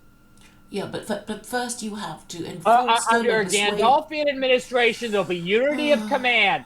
The rest of the establishment takes orders they don't give them. Well, okay. And I don't negotiate. Submit or leave. Please carry patriarchy. On. This is how patriarchy works. Well, you need to restore it first. Well, part of restoring it is setting a tone. Well, and also you need to persuade enough people to want That's to why join. I need the people first. The political establishment, no one cares about them, and they're fracturing right now. I was talking about in Luke 4 the other night, all these sniping between the heads of these various agencies has me worried because, I actually look at the government with a fine-tooth comb. There are lots of good people still in government, and I worry about, the dutiful, qualified technicians and all of these so-called spook and spy agencies. I worry about them quite a bit as I just sense the political environment changing. You got to be responsible for all sorts of things. Like, I'm not unaware of that. Like, there's many different dimensions to these problems. I'm constantly trying to keep as many of them in my mind as possible, and I'm juggling them in my head because all of these groups have interests and they need to be served. Yeah. And some of them are quite legitimate. Like, I am not someone that wants to just, smash everything with a bulldozer or blow it all up. And, certainly things need to be starting over and things need to be fixed. But, I'm not someone who just wants to, we're not going to burn it all down. We can't do that. I mean, ordinary people need a society that works. This is why I hate, the Poopertarian power station plans and the Fed posting and this behavior. It's fucking unacceptable. Like, we need an orderly society. Yeah, so most you go to of the NPCs have no idea what's really going on, and they probably can't process it. They're just trying to get by, and they're obviously conforming to ever more degraded moralities and social engineering, and we need to fix it. Yeah, and the quickest way to it's like you hear this thing of people going to a different group and say, take me to your leader, and this should be easily done, but in the West nobody's really in charge, which is why it's taking so long, because nobody's really in charge. There is no leader, and we want a system where there is a leader, so somebody is accountable for all the things that are happening. In China, it is Xi Jinping, and in Iran, it would be, well, I don't know their names offhand. Ayatollah Khamenei. Yeah. And I think he also has a president. There's one secular guy, and there's one... Yeah, and the president only rules over the kind of fake parliament. The supreme leader holds all the power. The supreme leader also has command over the Quds Force, which is a separate army from the regular army. I mean, because Iran is not technically a theocracy; it's more of an Islamic republic. Although all forms of government at root are theocracies, whether we acknowledge it or not. Well, a theocracy is... You're just repeating what Jen says, but a theocracy is... No, but her argument's correct. I still don't see how. I mean, unless you're saying, well, but whoever's in charge gets to make the rules, and that's a theocracy. But I'm saying a theocracy is a society that obeys the laws of God, and if you don't obey the laws of God, if you're if you're communist, liberal, then it wouldn't be true to say that, and then it just causes confusion. But, I mean, I suppose it was serendipitous that I found her and thought she wanted theocracy. But, well, I don't know. It's very confusing when people don't use words properly. But if you want to restore patriarchy, I mean, theocracy is the only way to do it, because that was how it was always ever done. And all departures from theocracy is breaking his laws. Chief of which is his laws of sexual morality, i.e. marriage. And this can be objectively measured by looking at the illegitimacy rate. But it's not just going to be fixed by laws. Remember, of course it can be. But laws are secondary effects, not primary effects. You have to change the tone of the culture more. Yeah, but you need to be able to say what these laws should be in an ideal situation, and then people can think, oh yeah, that might... Ideal situations never exist. This okay, is what I'm just saying... thinking. Okay, I'm not really saying... Okay, what I'm trying to say is that if you don't like the laws now, if you think your government is not doing its best, if you think things are unfair, then here are the rules that you might like better because they are fairer. Have a look at them and think about them. And that's all really I'm doing. Is that really fair to the masses who really... don't know anything about religion or politics because they've been... No, exactly. I don't ask them. I mean, okay, I'm just stuck here with people who basically don't care about these things, who just really want to double down on their hatred for particular groups of people. But who am I to talk to? I mean, who else is there to talk to? Everybody's just completely half-assed. I mean, okay, you're one of the better there's ones. A hell of a lot I can of have a conversation I see the with same you. problems. I just address it differently. But yeah, I agree. Yeah, at least you understand what I'm trying to say. But most people just, it's the Jews. Well, it's ironic. I think Codriano of the Iron Guard, in a moment where I think he had some lucidity, said, it isn't so much like the Jews as our own immorality that let the Jews, quote unquote, do all this stuff to us. Yeah, because Christianity this is why my focus has always been on, for Europeans, worry about European stuff. Yeah, but I'm just saying, if your religion is kaput... I'm against Christianity. So, I know, but I'm just trying to, make you see why it was wrong to separate. It's like, you can't separate, okay, Christianity could be said to be a curate's egg. Like, people think they can separate the good bits and the bad bits, but the Jefferson Bible is a message from the past to Americans now about what Jefferson then dare not quite say about Christianity as a faith. Yeah, but one things that you have to do when you talk about religion in various epochs and in various groups is, Christianity and Islam are both universalistic religions. Yes. And when they interact with different peoples in different times and different contexts, they manifest differently. So Yes. I prefer to talk about Islams and Christianities, and we're going to have to, if we're going to have discussions about these theologies, I think in the end, No, we're I going don't to see go down and how become is more that going to be granular. helpful. I don't see how it's going to be helpful, because really, if you want to examine any religion, you have to go to the basics of what it is that the people think they are believing and what they do as a result of their belief. And there is a general pattern. I mean, there's no need to make it complicated. Christians believe A, and Muslims believe B, or whatever. So we can examine it. You don't have to make it so complicated at all. I mean, the problem with Christianity, obviously, is because it's unbelievable. It is. Well, it's not about making it unnecessarily complicated. It's to try and understand the phenomenon, because I think the beliefs are not as important as the function and how the function of that religion results in cultural constellations, formations, whatnot, that evolve over time within a given, I guess, human and natural ecological context. That's a much more firm way of looking at religion. Nobody will understand that word salad sentence you just made. What I'm trying to say, Gandalf, and I want to make it simple, so even people whose intellect I don't particularly respect can understand or can look it up, which is that religion and politics, the difference between religion and politics is a distinction without a difference, because talking about Islam triggers people as much as, I don't know, communists and capitalists. So really, there is something in our brain that happens when we are disagreeing with somebody.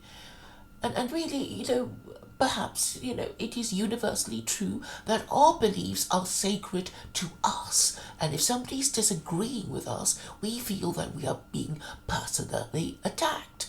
And it is women who can't get over this. And that's why we can't have rational discussions with people who over-emotionalize things. And it is men generally who can take a step back and say, okay, you're disagreeing with me about this, but I will take a step back and we can, examine this as a dialogue, as the idea, and you need to define what that word is and what what it's for, and and there's so many processes and people don't get. And this is what I'm hoping to do with you. And we mustn't make it too complicated, or the morons and vegetables won't get it. I want them to get it too. But that's just incidental. I want anybody in the deep state who may be following us to understand as well what we're trying to say. Yeah, I mean, look, my point is just to raise the level of discourse with intelligent people. And most of the people in this chat, I mean, yeah, they're trolling me. Obviously a gay Jew, according to somebody there, whatever. Yeah, we can. It's ridiculous. But the they're key probably sent is to demoralize us. Yeah, of course. Look, I'm neither one of those things. People should wake up. But anyway, my point is we need to raise the level of discourse quite a bit. Yes. And we need to define these terms very carefully. Yes. This is an insider conversation. We're not talking to the NPCs necessarily here. That's why I'm trying to when we talk about law, society, social policy, sovereignty, we need to get the relationship between these things right. I think secular Quranism, if you just look at it, wipe away all my previous statements about it for a minute. If you're looking at it from the outside, I think it overly simplifies some phenomenon which are actually quite a bit much more complex, but still can be understood scientifically.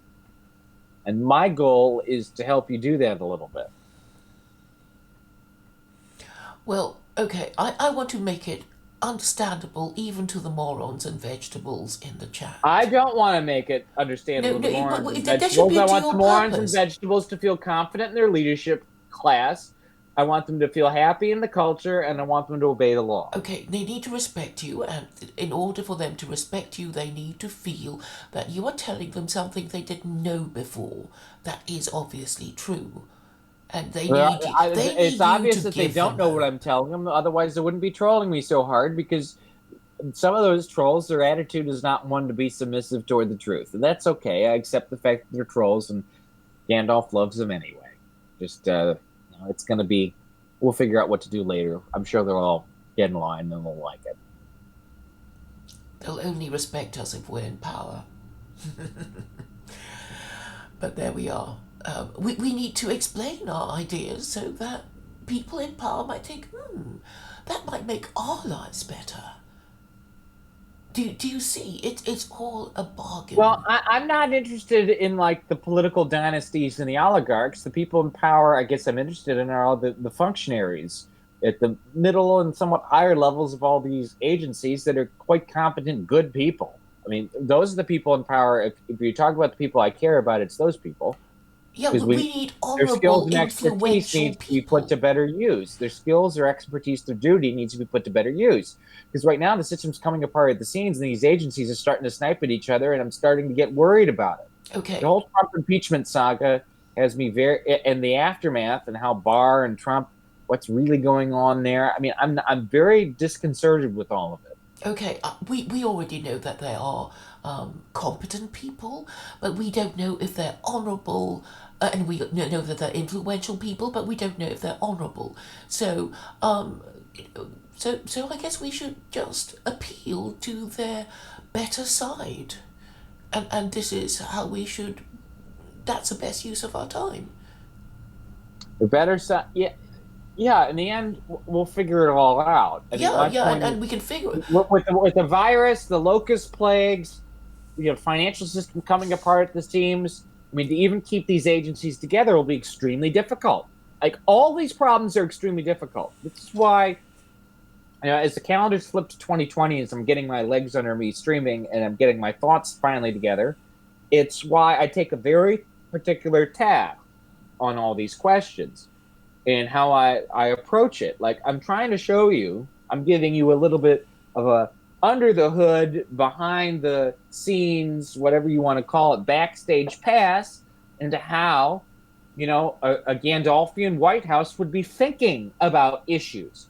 I mean, obviously I don't have, right now, a staff of people. I don't have access to briefings on all sorts of subjects. I don't have the laity petitioning me on all sorts of things and for my theocracy. And I don't have all my advisors, set up and in their spots. The people who are going to issue the recommendations I'm most likely to follow and announce to the masses. So we're not there yet, but that's all going to be built up in time. Okay, you don't have to do it all yourself. For me, I'd be quite happy if somebody else adopted it and patted me on the head and said, "What a great idea, Claire. We'll use it. Thanks." Well, if you have some good ideas, I'll use some of them. Like, we're gonna end welfare to single women. There'll be probably some ideas you agree with passionately. I'm going to adopt. No, but I'm trying to explain to you how the law works and how people obey laws, which is why I want to focus the discussion on the simple words. I don't really necessarily need a lecture on Nietzsche. It's we're talking about status, we're talking about authority, we're talking about supreme authority, from a religious standpoint. And if we don't have that hypothetical idea of a supreme power, then our thinking will be disordered. So, I'm just making it simple, and I'm saying that there are only two sources of divine scripture. The Jews, which people are still going on about, are the world's most ancient and powerful tribe, and they've got their scripture. Wait. Historically, that's not true. I mean, okay, who else is more powerful than ancient? Who else? What defines who's powerful, and how do you define what is remaining in existence? Performing tricks. controlling the American government or being perceived to rule everything, to control everything. How about that? I mean, why even deny it? You know how they all are. They're always going on about Jews. I mean, okay, I know, from a kind of status standpoint, you don't want to admit that it's them, but, it's them. And we're talking about religion. Whether it is them or not doesn't matter. It's It like, does so it doesn't really much. matter. It We're does. just gonna. Everything's about them. Every opposition, it's like, just admit it. Just get off your high horse and see the world for what it is, and then know our places in it. Instead, Well, I take every Jew, just like I take every member of any other tribe. I judge them carefully on their merits and demerits. oh, I'm not even talking about individual Jews. I'm just talking about them as a whole and the way. I don't know if I want to talk about them as a whole. Like, the more I've been looking into a lot of the conflicts within Israeli politics, and we didn't quite get to it on Aaron's show the other day. I think it was yesterday. I'm evolving and deepening my views on it, and I'm not sure what I believed even a couple months ago. While I don't think it was wrong, was as complete as it should be, and I need to take a much more granular approach. So I'm not going to take sides on these questions. Okay. As readily. I think, I'm not taking it's sides important on to be. I'm fanatical about getting details right, if you haven't noticed. Okay, I'm trying to explain to you my position, and I'm not expecting you to agree with me, but if you understand my position, you can at least find ways of undermining it. So what I'm saying basically. Well, the Jews are not the most powerful or ancient tribe, who is? because we can't define power and what ancient means. The historical record. Well, they've been around for about 6,000 years. The Chinese have been around for the same. It's that kind of idea. Okay, Well, whatever the most powerful or ancient tribe is, doesn't really have a lot of bearing, in my view, in terms of having the proper scientific theocracy. No. I see those as separate questions, because you need a scientific government to deal with scientific problems. It doesn't mean anything, the scientific government thing. It's obviously all religions are based on doing certain things that keep the group, its adherents, in existence. So you can think of, Hindus, maybe they're older than the Jews, but are they perceived to be powerful? Not really. Buddhism has been around for a long time, but are they perceived to be a powerful group? Do they have empire? Not really. So yeah, just throw them out. You don't need to talk about them. You live in the West. Only the Abrahamic faiths come to consideration, and there are only 3. Well, I don't know. I've been talking with Elliot for a while. We're going to do come some on, Elliot, streams. Of all people. We're going to do some Buddhist. streams on Buddhism in the West, anything. and he knows a lot about, I think, California counterculture, or knows other people who are part of it. And it's worth looking into how Buddhism started to gain more adherence here. I mean, look. Elliot will never sacrifice anything for anyone. Yes, he tells great stories, but he will never inconvenience himself. Will he ever defend a principle? No way! He thinks people who do it are stupid. He actually said so. There's no point doing anything. No, there's no point. It's time and tide. I would need to hear the whole context of that, because I haven't heard every stream Elliot's ever done. Right, I can find it for you. I think I can find it. Just ask him. He doesn't believe in anything. He just thinks people who are over earnest in politics are fools. Well, a lot of people who are over earnest in politics are. Maybe not everyone. Okay, I mean, he's not completely wrong in that judgment. Okay, but the point is, Elliot doesn't really. He's a nihilist.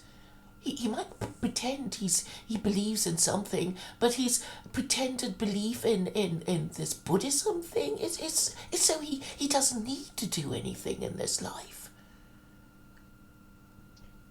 What has he ever done except be charming and tell stories? I don't know if Buddhism is as nihilistic as it is now. Oh, come on. There's lots of schools of Buddhism And there's They lots just want of to die. They just, while they're alive, they wish for death. Because, okay, the first thing they believe is that all desire is suffering, so they don't want anything. It's that kind of ridiculous shit. That's not how the tradition has been understood in various Do schools. the Chinese necessarily. identify themselves with Buddhism? Are they fucking stupid? No. They rely on their political philosophers. They don't, spend their whole life meditating, being a parasitic class, saying, oh, I want to be dead, though I'm alive, and you should respect me, even though all I say is, oh, want nothing, all desire is suffering, so be some fucking monk, living as a parasite, never marrying, just like a Catholic priest. It's a parasitic fucking class. And this is what fools put up with, but the quasi priesthood in Islam would be the judiciary, and they would be accountable, and their decisions would be appealed, examined, argued over. But no, you prefer some, shitty little priest in saffron robes saying fuck all. And this is what Westerners like about Buddhism, because it says fuck all about anything. Well, I'm not a particularly big fan of the kind of Buddhism that, say, Hermann Hesse adopted, or the Suzuki-inspired Zen forms, and the Jubu movements, maybe that Eliot likes. I mean, and I'm thinking of people like Cornfield is a good example of that. I mean, I have criticisms of all of them, but I think you're dismissing them with too much of a broad brush. I mean, I get that you don't like their clerisy. I get that. But it's important, I think, to keep looking at things in a refreshed way.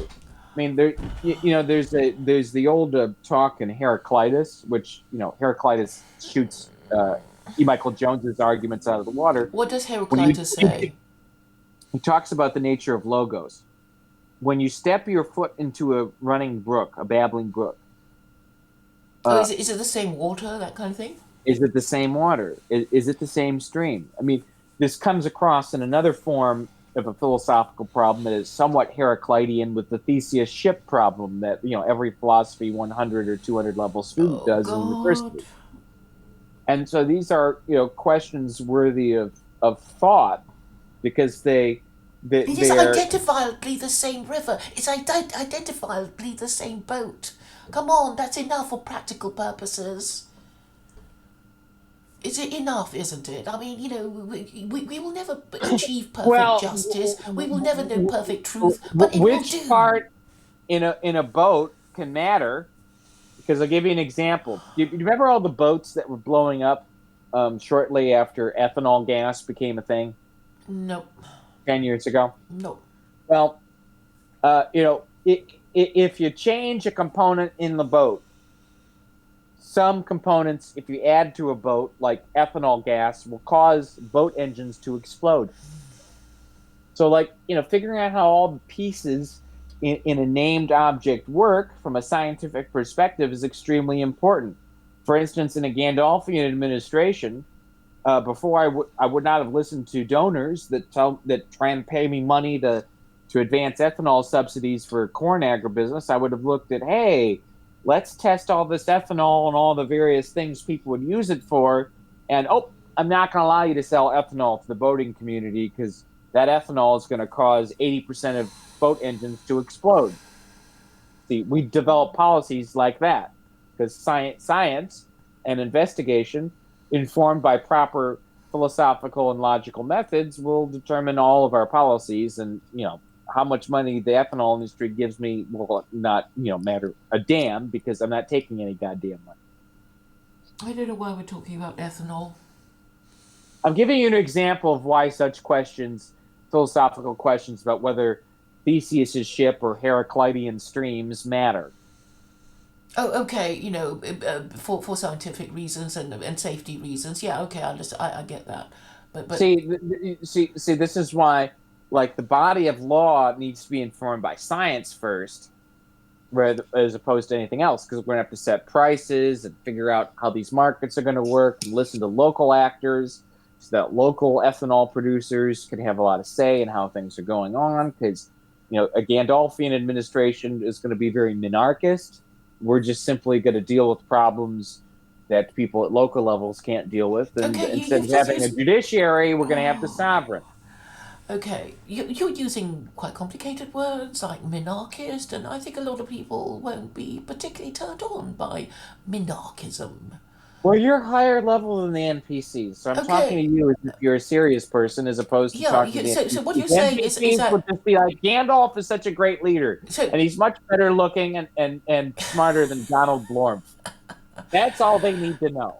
okay. You're saying that people want fewer laws, but on the other hand, you're going to be quite authoritarian. How are you going to reconcile that? Well, fewer federal laws in areas where the dictatorship or the Caesar or the king or however we're going to name it, whatever the NPCs will respond to, in areas of like continental defense, borders, connective infrastructure, Okay. public order, public You're health. going to be losing Those people. broad categories, we're going to have extremely broad authority. But on most other things, we're going to let local people decide things. I do not want to be, involved in, picking the school boards for, local schools. I mean, or insane stuff like that. It's 10% consumption sales taxes, excise and import duties, and to repair America's tattered Okay, infrastructure, but a Gandalf. 1% property tax levied for only 10 years and then sunsetted permanently. Okay, they might get excited about it if they think you're going to be in power after the next presidential election. But they're going to say, oh, this is another fantasist who has a wish list of what he'd like. Well, I mean, And my it's wish, not even my and wish it's not list needs even to be married interesting. to what the NPCs want. The NPCs need The a much more NPCs stable don't know. society. Okay, the NPCs, they don't know. So we have to form their opinions for them. But we know they're not very happy. So Well, we need to know their moods, and we need to give them opinions and things to do which will improve their mood. they That's basically the trick. want to feel, oh,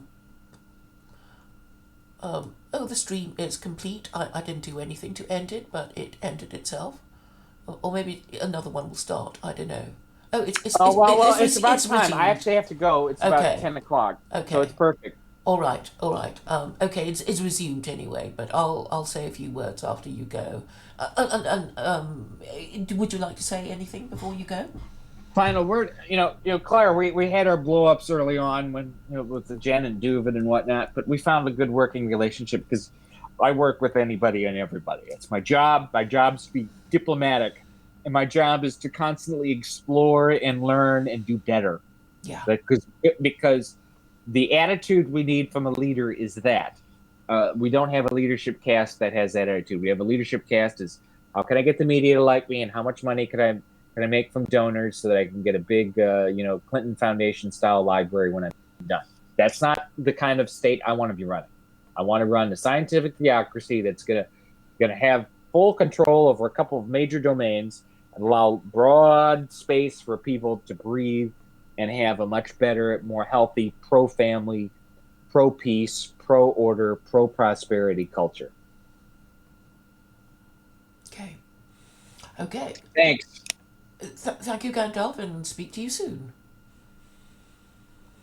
Okay, I'll look at the chat. Is there anything worth responding to apart from the usual anticipated abuse and insults? While I'm scrolling down, I will say that I think I have a belief that all problems are solvable, and the fact that we don't solve them is merely indicative of our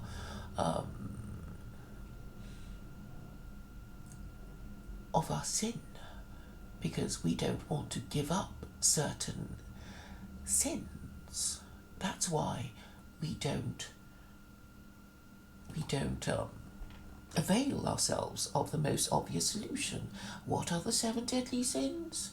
Pride, anger, envy, gluttony, lust, greed, and sloth. Is that right? Yes, I've got all 7. So basically, if you're not seeing the picture, if you don't agree with me that a one-party theocracy governed by the principles of secular Quranism is not obviously the right way, then you must be indulging in one or some or all of the 7 deadly sins. And let me go through them. Okay, sloth, you don't want to read the Quran. Anger, because you don't want me pointing out that there might be something better than democracy in Christianity. Greed, because you think you might lose money while during the changeover. Lust, you don't want to give up slut fucking. Envy, because you well, who would you be envying? You'd be envying...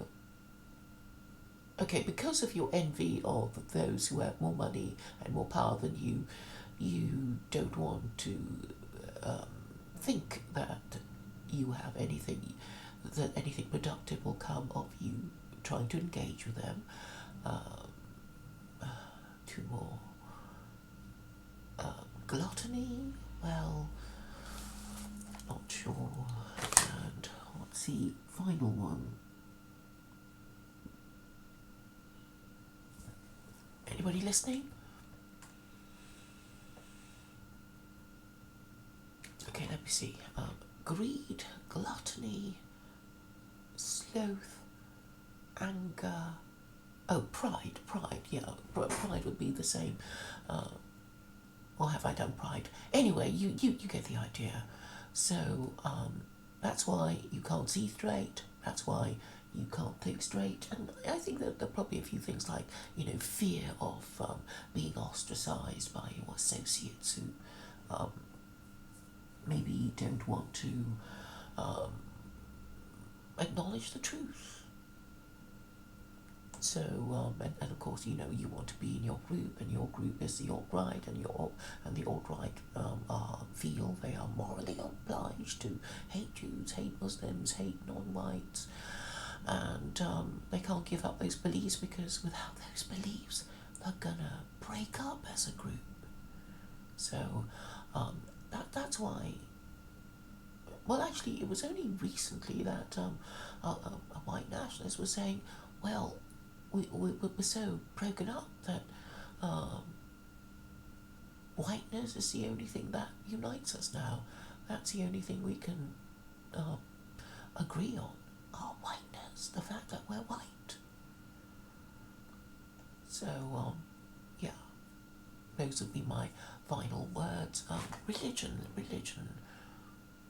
Thank you, Gandalf. So I'm going to say, I'll try to answer the questions that arise looking at the title that Gandalf so kindly gave. Religion. Religion is a system of rules designed to keep the group together and apart. So the social purposes of religion are immediately obvious. Why is... And of course, all religions, all the 5 world religions, or all religions that function as a religion, would be religions that establish, restore, or protect the patriarchy. And the patriarchy can only be protected by marriage, and people only obey the rules of marriage if they are a theocracy, and a theocracy is basically obedience to rules given to them by a higher power, by a power that doesn't die. We all know, I think, that when China was communist, there was a slut-shaming rule, and now there isn't a slut-shaming rule, because even though the Chinese government haven't officially given up communism, they've kind of just tinkered about with it, and added a few things here and there, trying to acknowledge the contribution of the non-proletariat proletariat part of the population. They now include academics, entrepreneurs, intellectuals and people like that. But of course the Chinese are also labouring under a false ideology, the false ideology of someone called Marx. So they tinker around with it and say, oh, but it's socialism with Chinese characteristics. Well, I think life would be much easier for them if they simply followed the Quran, because they would probably agree that a lot of the if they read it, that a lot of the things that the Quran proposes are actually stuff they're already doing. Or if it's not, that would make perfect sense.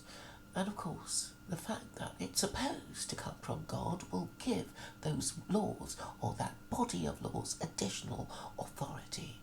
And therefore, that would be the quickest way of sorting things out. But, if you want to start from scratch, trying to establish your religion, you really have, how many billions of Muslims are there? Let me just check it out for you.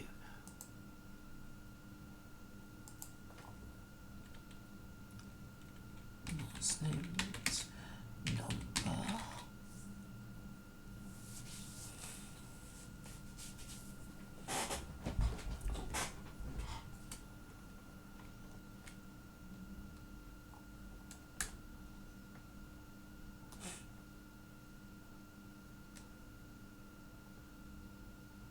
1.8 billion adherents, so nearly 2 billion. How many millions are there in a billion? I think it's 100,000, isn't it? I'm not sure how many zeros a trillion has. All a bit vague. I'm so sorry. So, a trillion is a number between two distinct definitions. 1 million million, or 10 to the power of 12.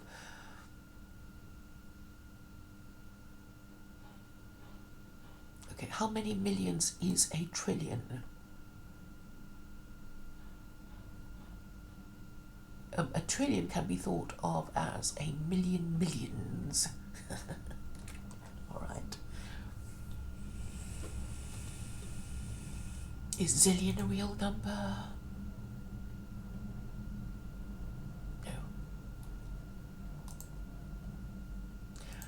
So, if you want to solve the problem quickly, then obviously you're going to use an established religion, right? Or, are you really going to start one? Okay, you could use a political ideology, and as we know, we've had people like Hitler and people like Mussolini who cooked up their own idea. But one thing that is obvious in the difference between political ideologies, man-made political ideologies and religions, is that the latter lasts much longer. So I think we can I think we know the reason. Yeah, because dictators die.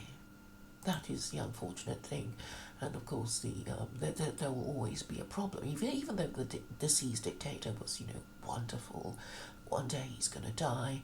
And of course, there will always be the problem of succession. And the problem of succession is that you can't really ensure it. Because, it would be, traditionally it would be, the king and his sons and their extended family, and it's been found not to work. And the best example of it not working came from China, really, because, you know, as you know, the last emperor was in the 20th century. I think he died in 1967. He basically, I think he worked as a janitor at one point or something. So anyway, you know, that's all gone. All these thousands of years of Chinese history, and that method of government entered under the Chinese. So you can only have a republic, and a republic would have to be a one-party state in order to concentrate the pool of political talent, so that, you know, people don't waste their time being out of office and being kicked out of their parties. So, you know, it's sort of becoming obvious, you know, for purely administrative and logistical reasons why it should be that way. And the great thing about a one-party state is that everybody can agree that this would be their choice if they could conjure it into existence. And this would obviously include the far right, the far left, as well as the centrists. I think we all know, you know, if we are, if we divide ourselves into these thirds, we know that as one group you can't really do anything to get what you want if the other two don't support you. So it is massively destabilizing, and you'll have the problem of sclerosis, the situation of not being able to do what you want to do because the other two don't agree with you for petty party political reasons. And you want to avoid that sort of situation, and the answer is a one-party state. And obviously a one-party state that implements the laws of God would be more stable in that you don't have to keep changing it year after year after year. I mean, it's just ridiculous. I mean, the UK are not, you know, it's like there's this budget thing and they do it. I don't even know, they changed the timing of it. But, you know, just have a known rate of taxation, keep it the same year after year after year, know what you're going to get in, budget your government spending on that basis, and just govern the country like that. What's the problem? It's so obvious, it's so simple.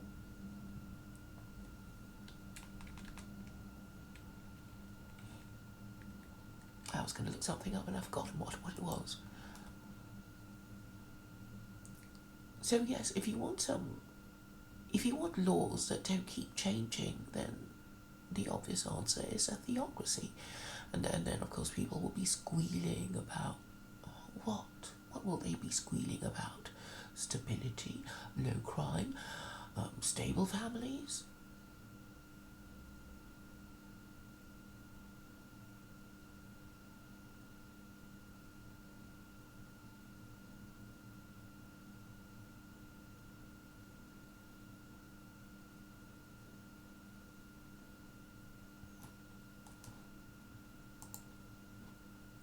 Well, I see that John Vance is in the stream, in the chat. I could, I don't know.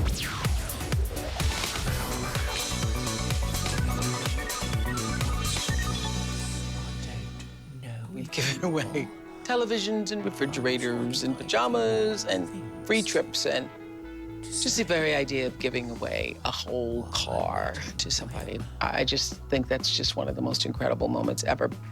The show started with a stunt designed to throw the audience off the scent, as Oprah called 11 unsuspecting people up on stage. Randy and Becky Thomas, where are you? It's about teachers. You know I love teachers, okay? Okay. There they all are. Now, I just want to tell y'all right now, we've been lying to you. I admit right here now, on this stage. You're really here because you all share a wildest dream. Every single one of you desperately needs a brand new car! Pull it in, boys!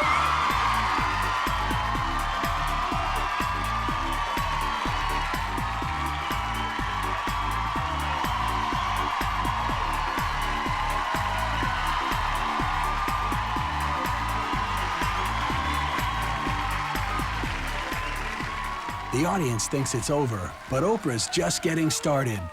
You just saw 11 viewers score their wildest dream. Each one of them is the proud new owner of a brand new Pontiac G6. That was really exciting. I thought that was cool. Oh, I'm sorry. Yeah, the Oprah thing played again. Where did you get banned from, John?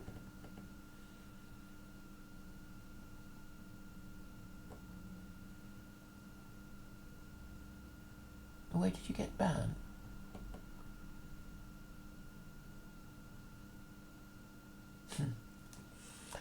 Okay, where was I? Okay, so I'm putting it to you that it's in theory simple, and people need to understand what it is, obviously, but they distract themselves, and I suppose one of the things I find so frustrating about Gandalf, well, I should be cheerful now that he said he would read the Quran, so at least we're, getting closer to the thing that, he has dismissed as being in any way useful. And of course, you're not going to be able to establish a religion in your lifetime that's going to take off and solve any problems. You could get round to a revolution, but if you want to establish a religion and have your revolution, I think you probably need about 3 lifetimes, wouldn't you?